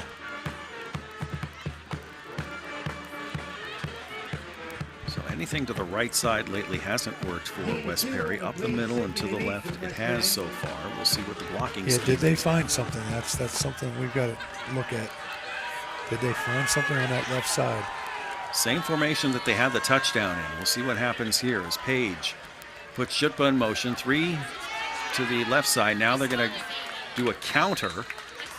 I think Yoder kind of read the defense and went where the guys weren't and met him coming back across the formation just to get back to the line of scrimmage. There was just nothing there. Nothing there, so he had to cut back. Because there was a defender standing right in his face when he got the pitch. It's a good thing about having, you essentially got 2 quarterbacks on the field. You got Jutba, who was the quarterback to start. You got Page, who's currently quarterback now. So while Page is on the sideline, Jutba is actually talking to Yoder about formation and what should be happening. And now here comes Page with the play. They've got to get moving. 3rd down. And a whistle and timeout. I think West Perry had to call timeout because the 40-second clock was going to run down. It took them a long time to get a play in. We'll keep it here. 10 minutes to go in regulation. Next week here on High School Sports Live, Wilson out of Berks County travels to Hempfield in western Lancaster County, 7 o'clock on PennLive, live on Friday night with same weekend replay on PCN Saturday night at 7.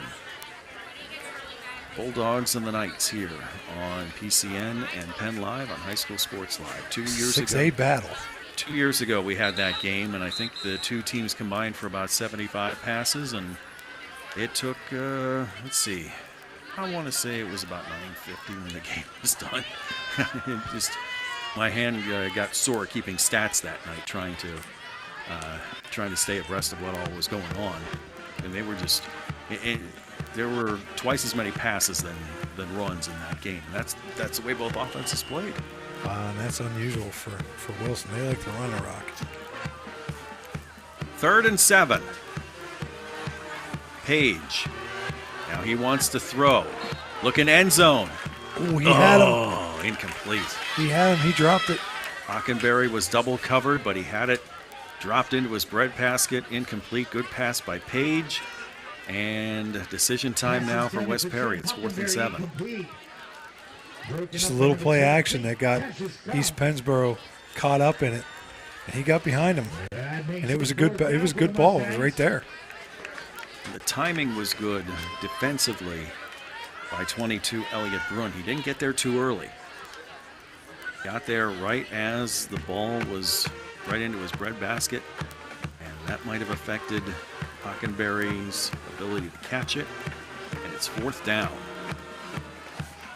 First big 4th down play here in the 4th quarter.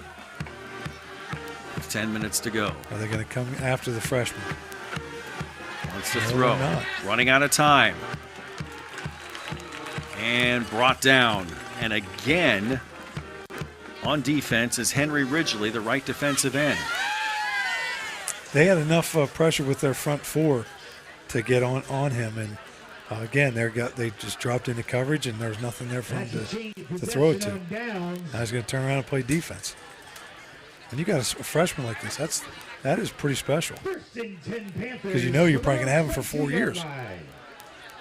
3 minutes. 3 minutes. So from the 22-yard line, first down for East Pennsboro. 4-6-7-6-2-0. Fake the jet sweep, go up the middle with Potts to about the 29-yard line. Make that, Potts, number 11. They have multiple backs that can carry this rock. They showed me about 5 different backs that they had a lot of confidence in. So it'll be interesting to see how many times one guy runs. I think they want to spread the wealth. Potts has had the majority of the carries here in about the last 6 minutes of play here for East Pennsboro. Second down. Send the man in motion, go off the right side, and get enough for a first down. There's Potts again. Ryan Potts on the carry was brought down by number 53. Again, East Pennsboro wants to take some time off that clock. They don't want to give it back to West Perry right now. And West Perry is down to 1 timeout. Keep that in the back of your head if they get down 2 scores, or if they get the ball back and there's not a whole lot of time left. Well, and how much time have they had to work their 2-man offense with a freshman quarterback, things like that. That comes into play later on in the game as well. First down. Give up the middle again.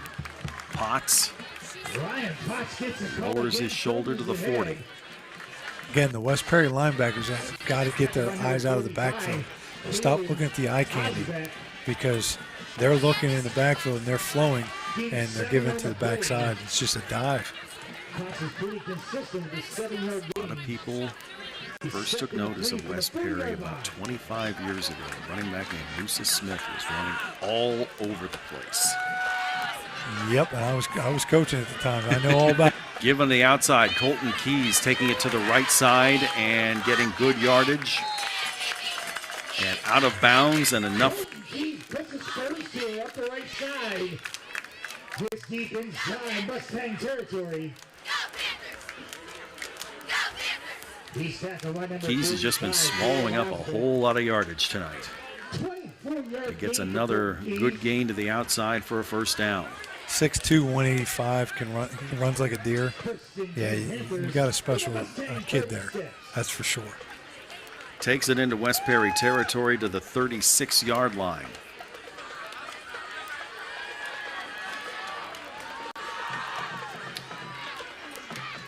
Double wing set. Rivera, no, they go up the middle this time, and just a yard or 2 for Potts. It'll be second down and 8. Clock continues to move. Yeah, if you're West Perry, the clock is not your friend right now running like that. And if you're East Pennsboro, you just want that thing to keep running to get it down to 0. I'm sure Dunlap has been given directions. Wait till the clock gets down to 5 before you even consider snapping the ball. Yeah, again, you have an experienced quarterback in Barlop, and he's probably waiting for the back judge to give him the hand signal that, hey, we're under a certain time. It's 10 seconds usually. Rivera brought down by Hockenberry. Flag on the play. So we'll see what that's about, but good yardage for E.J. Rivera. He was tackled by number 22, Frank Hockenberry. Looks like it's going to be against East Pennsboro. I saw one West Perry guy kind of exasperated. There's Rivera. They're going to get him for one already tackling him. Oh, wave it off. Wave it off. Okay. Thought they were going to do something with back then. Hockenberry had Rivera, and then another tackler came in, but they decided wave it off. And that's the sign of a good officiating crew, when they get together and can consult with one another and then wave it off. 28-yard line, 3rd and 2. Barlop sends Keys in motion. Potts. They moved. The right side of the line moved for East Pennsboro.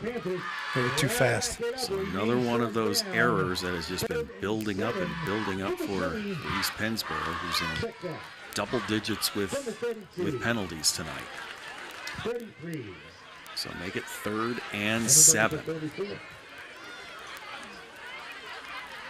It's hard when you have a talented team to overcome massive penalties like this, but it's one of those things that as a coach it just rots in your gut. Like, listen, we're not disciplined enough to do things the right way.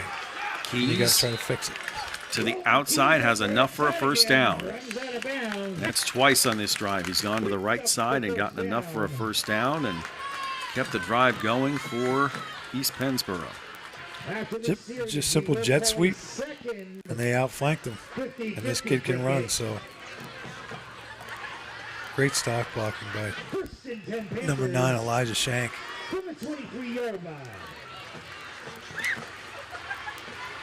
Halfway through the 4th quarter, it's another first down here for East Pennsboro as they try and go up 2 scores. Barlip now gives to Potts. Potts moves the pile up to about the 18-yard line. Potts is definitely the workhorse here in the 4th quarter. It's making our job for picking player of the game a little harder. I mean, Shank was a shoe-in after the first half, but now Potts has been the warrior, getting all the yardage here late and keeping it going. Colton Keys has been on some good plays here. We have 5:41 to decide on player of the game for tonight. Who knows, the play of the game might come within these 5 minutes and 40 seconds. Keys in motion again. No, they go to Potts. Potts left side to about the 10. East Pennsboro's linemen up front are getting some serious push right now. I don't know if West Perry's running out of gas. Their defense has been on the field a lot, but they're getting some serious push up front. This will be the 10th play of the drive at the 12-yard line of West Perry. And you see that clock running. It's down to 5 minutes, just over 5 minutes. That's putting West Perry in a bind because they need time to get down and score.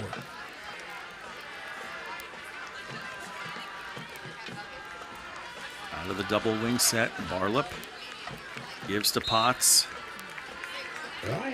Runs over a tackler. Ran over Caleb Osbeck. A little inside trap, and they bottled it up, that's for sure. So 2nd down. If you're East Pennsboro, you want to take it to 3rd and short. But again, it comes back to what you said. West Perry only has 1 timeout left. They've burnt 2, and that's coming back to haunt them right now because they can't really stop the clock but 1 time. So the 9-yard line, I think they're going to take it all the way down and then call the timeout. The clock is stopped currently. 4:21 left to go. Barlip gets the play.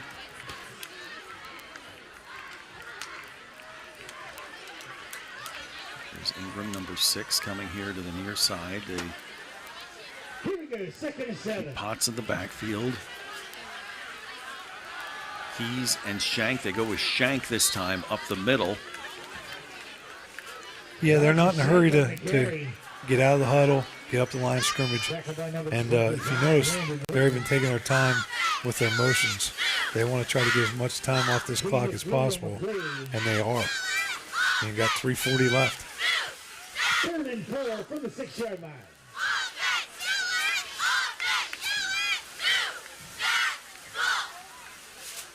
Right now, East Pennsboro is doing exactly what they have to do. Keep the ball, possession of the ball, keep the clock running, all right, and make good things happen. Keys in motion. To the left side, goodbye. Touchdown. He is so patient with that run. As soon as he got the handoff, he didn't go outside. He waited to set up his block and cut underneath it, and into the end zone he went. A textbook 12-play drive. I thought they were going to get flagged. That took 6 minutes and 39 seconds off the clock. They'll try and tack on the extra point. By scoring, you've now forced West Perry to do something that they're not real comfortable with, throw the football, because they got to get down and score twice. Kick is good, 27-14, East Pennsboro leads. We break from Penn Live, PCN, and High School Sports Live. Here we go.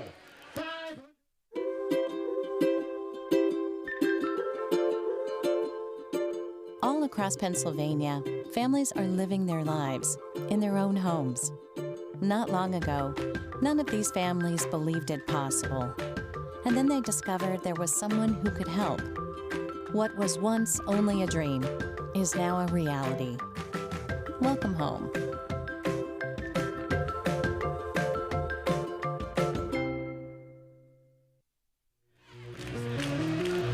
Well, East Pennsboro had a really bad drive before this, and then they stopped West Perry on 4th down back at their 22-yard line, and then put together a 12-play, 78-yard drive that chewed up 6.5 minutes.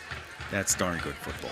It's real good football, and that's textbook of what you want to do with a team like West Perry, because they're not real versed at throwing a football. So now you're forcing them to do something they're not real comfortable doing. Kicks away. Will it go out of bounds? No, it is taken by Yoder. Yoder tries to make his way midfield, 30, look out, 35, 40, 45, 50. He's got a lane to the outside, and he's taken out at the 32. Coach Dennison's got to be pulling his hair out, because right now, that's the one thing you didn't want to have happen, is give them a big return. And they've got a huge return, and you're on your side of the 50 now. Now we've got issues. Capital Blue Cross post-game report coming up following this one with the Pac Financial Play of the Game, the Hoffman Ford Player of the Game. That's all on the way here on High School Sports Live. Again, do it all, Yoder. He's been doing it all tonight for them. Despite the uncertainty at quarterback, he has been one very reliable player. Now they're going to go 4 wides with Osbeck in the backfield. 33-yard line. Page. They've got to try to score quick here. All right, get the ball back. All right, and then, play defense and try to get the ball back again. Page wants end zone right away, incomplete. He's looking outside for Drew Brandt, covered by Rivera. It's great coverage. They weren't letting them get behind him, that's for sure. So this secondary by East Pennsboro will be tested here in these next 3 downs, unless West Perry has a running play up their sleeve that they know they're going to get a first down with. So from the 33, Page looks over everything. He's got Juppa in the backfield, and we have movement. All the defense did was just adjust a little bit, and the offensive lineman saw the move, and he moved. Yeah, you saw 76 Joe Revere say, ah. Yeah, he wasn't happy with himself. But again, you put your team behind the sticks more than they already are. You're trying to score as fast as you can to get the ball back, if you possibly can. So at the 38, Page looking left, has time, wants to go over the middle, has Hockenberry, has first down yardage. Gets down to the 21. Page did a really good job of being patient. You had that receiver coming underneath. You had 2 verts, and he came underneath, and he was very patient and put it right on him, right on the numbers. Clock moves once again after the movement of the chains. Now Page wants to throw outside. Pass is incomplete. Was looking for Hockenberry.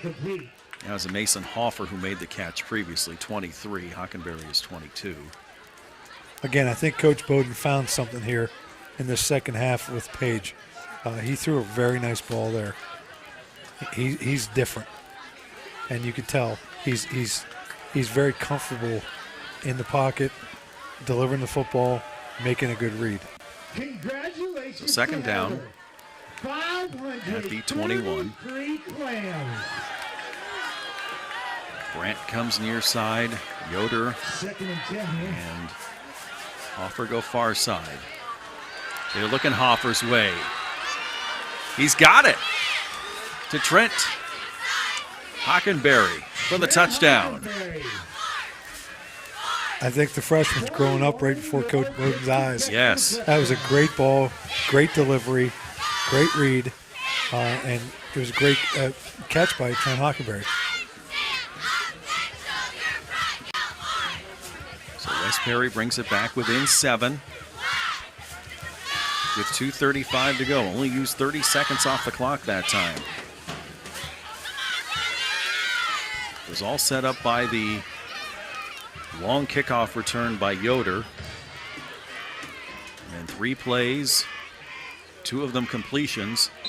And they get the touchdown. Brant with the extra point. It's good. He floated that one right in there. We break from East Pennsboro. Panthers will get the ball back up 6, trying to hold on to the lead on High School Sports Live on PCN and Penn Live. Award-winning Jack Gianvavo family dealerships have been growing for over 50 years. Now you can visit all 7 of our dealership locations throughout your county. At Jack Gianvavo, we understand family as we offer variety, style of vehicles that fit your lifestyle. Now we're expanding them choices and announcing Gianvavo Kia, Gianvavo Mitsubishi. Jack Gianvavo invites you to come experience the Gianvavo difference. 3 plays, 32 yards, 30 seconds to get it back within 6 for West Perry. Now, with West Perry having used 2 timeouts earlier on in the half, that poses a must-stop situation here in this upcoming drive. Yeah, a lot of people would say, do we onside kick it at this stage of the game, or do we kick it deep and try to hold them and get the ball back? You know, you still have 2:35 left. You got 1 timeout. I know that's a problem, but I still say you squib it and see what happens. It is onside. Who's got it? Does West Perry get it? I think you're going to see West Perry touched it before it went 10 yards. I don't see a flag anywhere, and I don't see anybody on the East Pennsboro side saying no, no, no. They got it. That's 2 straight onside kickoffs. 2 straight kickoffs they've recovered on their own. Here's the replay. Does it? See, I thought he touched. I thought he dove and touched it unless he missed it, and I can't see it. I thought 23 touched it before it went 10 yards. I thought I saw 22 Hockenberry dive for it. But it is first down West Perry at the 48 of East Pennsboro.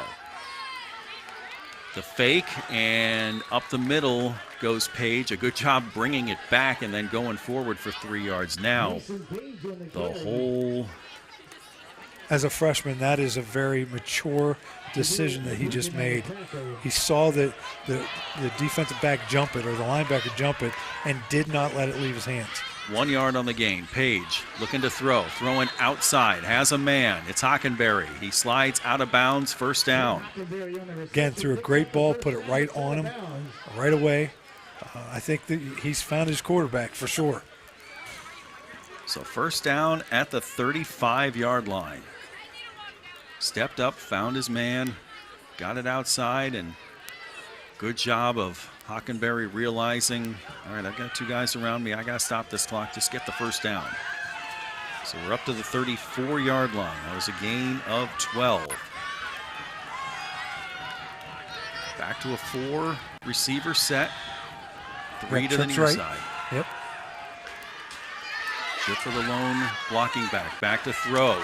Looking. Firing. Incomplete. Yoder, the intended receiver. That was a great job of Yoder becoming a defender in that situation. He knew it could be picked off, and he became a defender and knocked it out of his hands. Nasir Ingram with the defense. Here's the Cisco replay. Makes it 2nd and 10 for the Mustangs. And yes, a very good job. He got his right hand in there and wrestled it away. 2nd down. Sidecars to both sides. Here we go. Looking right.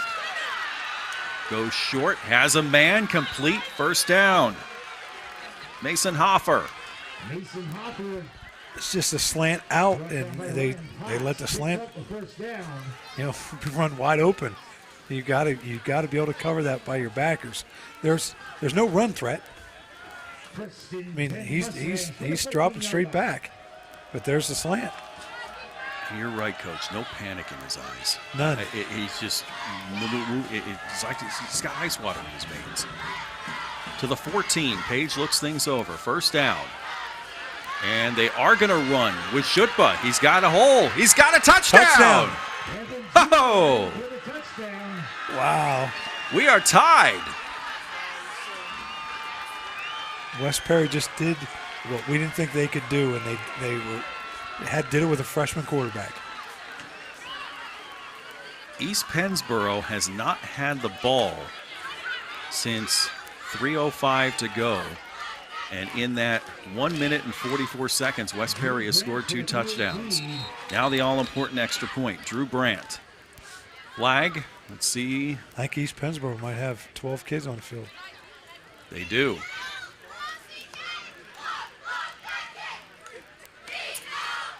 They're going to decline it. And say everything stays East Penn's put. got to be in shock. Like, how did this happen? Everything stays put here as Drew Brandt will try the extra point again. He says illegal substitution. They're going to decline it. So to take the lead, Drew Brandt, sophomore. 3 for 3 on the night. We have a flag. Offsides against the Panthers. Offsides. Stay put. And move it half that. Are they going to decline it? Or take it half the distance?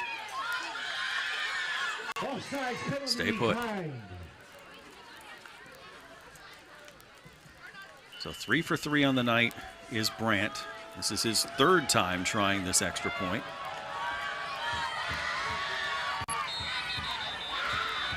Like they were offsides again.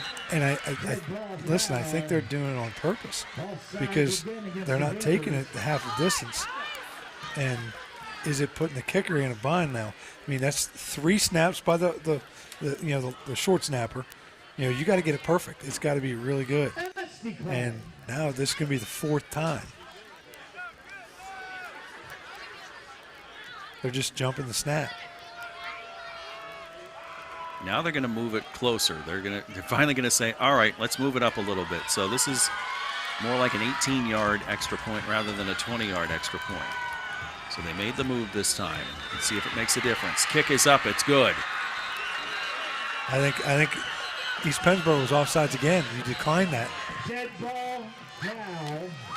Dead ball. Yep, it was offsides. They're going to decline it. They made it. They're up 28-27.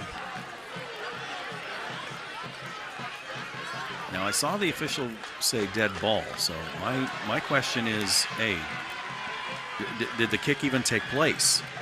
I don't know. They called it because they let the play happen. Mm-hmm. Here's the touchdown again. 4 receiver set. They went with the draw play to Shutba, and he got the touchdown. Here's the end zone view of that. Nobody was expecting. No, beautiful run play.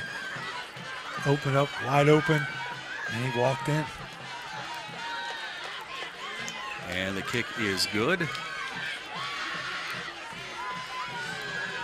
Are they saying we're going to kick it? We have to kick it over again because it was a dead ball foul.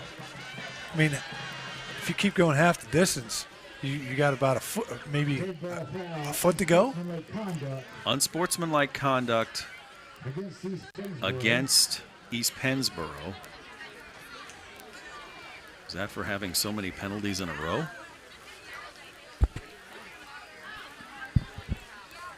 You just hear what's going on in Drew Brandt's head right there. All right, how many times do I have to do this before it's actually going to count?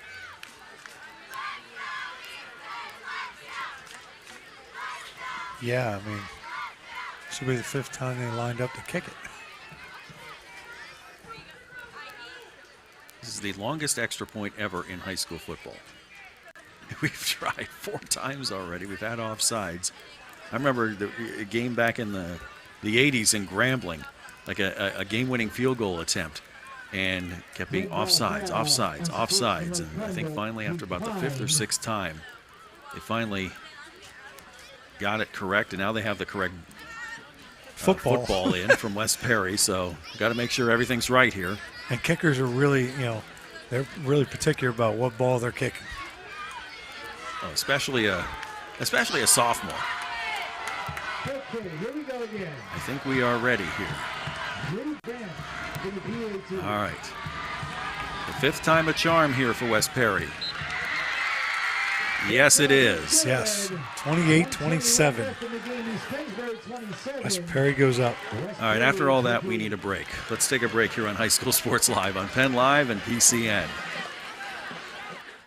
Tucked away on 34 private acres in York County, historic Shady Lane is the perfect outdoor wedding experience, providing historic cobblestone backdrops, forests, gardens, and a gorgeous glass greenhouse.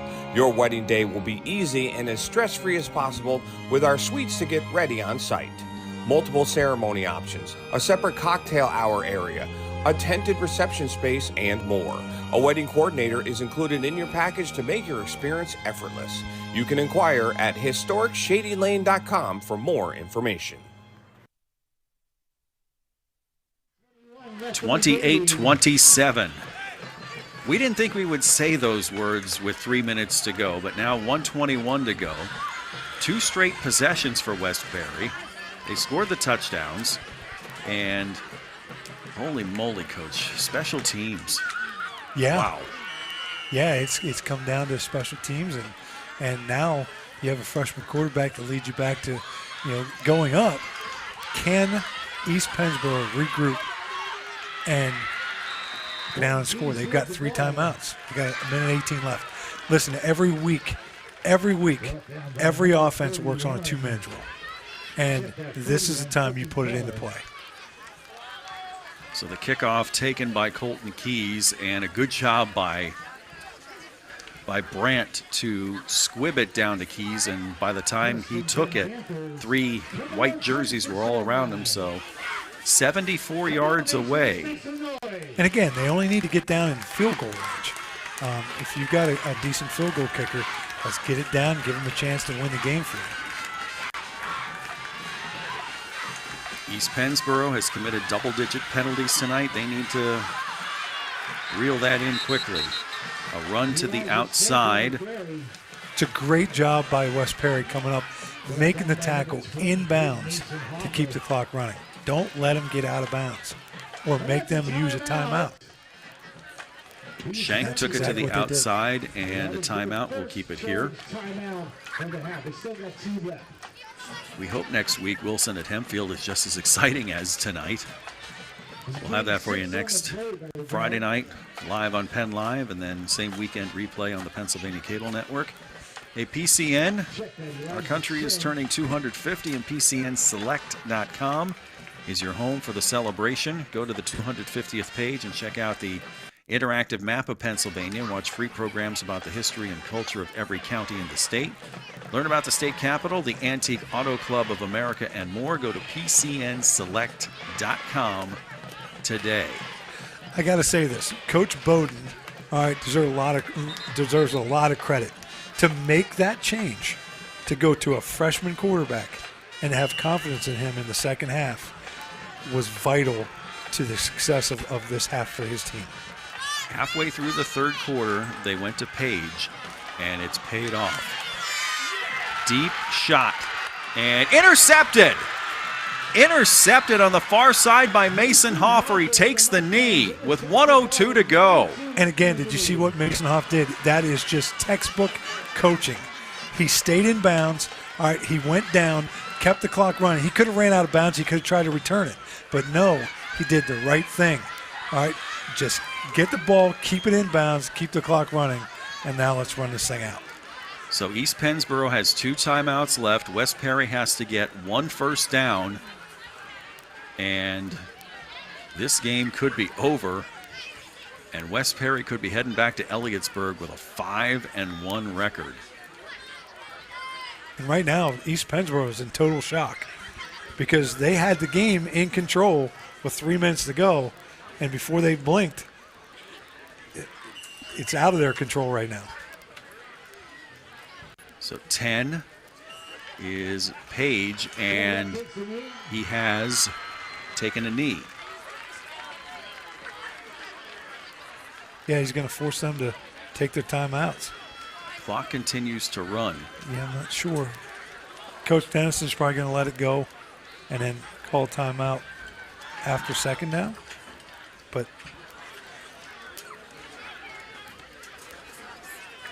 hey, football fans, next week East Pennsboro is at Susquehanna. Clock down to 30. Going to let it click all the way down to 5, or are they going to take the timeout or the delay of game here? Or did they take the knee and say, that's it? They took the snap, they took the knee, they're coming to midfield, and that's it. How about those West Perry Mustangs with the comeback tonight with the freshman quarterback? 28-27, West Perry leads East Pennsboro. Post-game show coming up next here on High School Sports Live. Award-winning Jack Gianvavo family dealerships have been growing for over 50 years. Now you can visit all 7 dealership locations throughout your county. At Jack Gianvavo, we understand family as we offer variety, style of vehicles that fit your lifestyle. Now we're expanding them choices and announcing Gianvavo Kia, Gianvavo Mitsubishi. Jack Gianvavo invites you to come experience the Gianvavo difference. Award-winning Jack Gianvavo family dealerships have been growing for over 50 years. Now you can visit all 7 dealership locations throughout your county. At Jack Gianvavo, we understand family as we offer variety, style of vehicles that fit your lifestyle. Now we're expanding them choices and announcing Gianvavo Kia, Gianvavo Mitsubishi. Jack Gianvavo invites you to come experience the Gianvavo difference.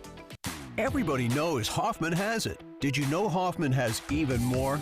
There's the fully stocked Hoffman Ford Parts and Accessories Department, the Hoffman state-of-the-art collision facility, confidence in our ultra-modern service facility, peace of mind with master technicians, satisfaction with low prices. Do I really need to say it again? Hoffman has it. Only at Hoffman Ford, Colonial Park. Hoffman Ford, just what you're looking for. Hoffman has it. Rollover. Here at Pac Financial, we help you choose your ideal rollover plan. Steve Marazzo has decades of experience in understanding and working with his clientele to meet your individual needs and customize your perfect financial fit. Steve and Christian Marazzo and our team are here for you. So come, roll over with Pac Financial. Senior moments. They're not about what's been lost. They're about everything you've gained. With Capital Blue Cross Medicare, you're covered to go all in on more senior moments. And when playtime's over, giving them back can be a senior moment too. They're all yours. More coverage, more benefits, less hassle. Capital Blue Cross Medicare. Award-winning Jack Gianvavo family dealerships have been growing for over 50 years. Now you can visit all 7 dealership locations throughout your county. At Jack Gianvavo, we understand family as we offer variety, style of vehicles that fit your lifestyle. Now we're expanding them choices and announcing Gianvavo Kia, Gianvavo Mitsubishi. Jack Gianvavo invites you to come experience the Gianvavo difference. An amazing game for our High School Sports Live play of the game, player and game of the week here for tonight. We've got all of those for you here tonight. Here, final score 28-27. West Perry over East Pennsboro. I'm Travis Sparks with Frank Gay. Thanks for joining us here tonight. An amazing game all around here. And Frank, the last 5 minutes of the game, after Colton Keys scored the touchdown with about 3:05 left to go, then it was West Perry's from there. We couldn't have thought that at that point. No, you thought that East Pennsboro had secured a win, and you had a freshman quarterback, leading you at West Perry. And what does he do? Fireworks happen, and all of a sudden they get down and score. And they had a great onside kick. I still would like to see a different angle to see if somebody did touch it, but hey, they gave it to them, and they went back down and scored, and that's how they win the game. East Pennsboro, they were hot in the first quarter, and that leads us to our play of the game, and it was Elijah Shank who had 2 touchdowns early on. First one was on a 4th down catch, and the second one you're going to see here, presented by Pac Financial, a run off the left side, and he was gone. Touchdown, and that made it 13-0 early. Well, when you have special players like that, they can get you the lead, but can you hold it? And can you play for 4 quarters? And West Perry played for all 4 quarters tonight. That's a huge testimony to the way they're coached, to their coaching staff, and to the kids that they have. I told you they were tough kids. My wife is from there, so I hear it all the time. Hey, we might not be the most talented, but we're tough. While I'm on here, quick shout out to my alma mater, GAR, celebrating its 100th birthday last week. Thank you to everybody who had me as part of the festivities last weekend up at GAR in Wilkes-Barre. Our player of the game, we didn't even mention him hardly in the first half. He was a skill player, but then he made the change to quarterback. Our Hoffman Ford player of the game, freshman quarterback Mason Page, inserted at quarterback halfway through the third quarter and immediately paid dividends. Yep, he sure did. And he put balls on the numbers for these guys, and stood in the pocket and delivered balls that, a lot of freshmen don't make. They just don't make those plays. But he did, and he deserves to be the player of the game.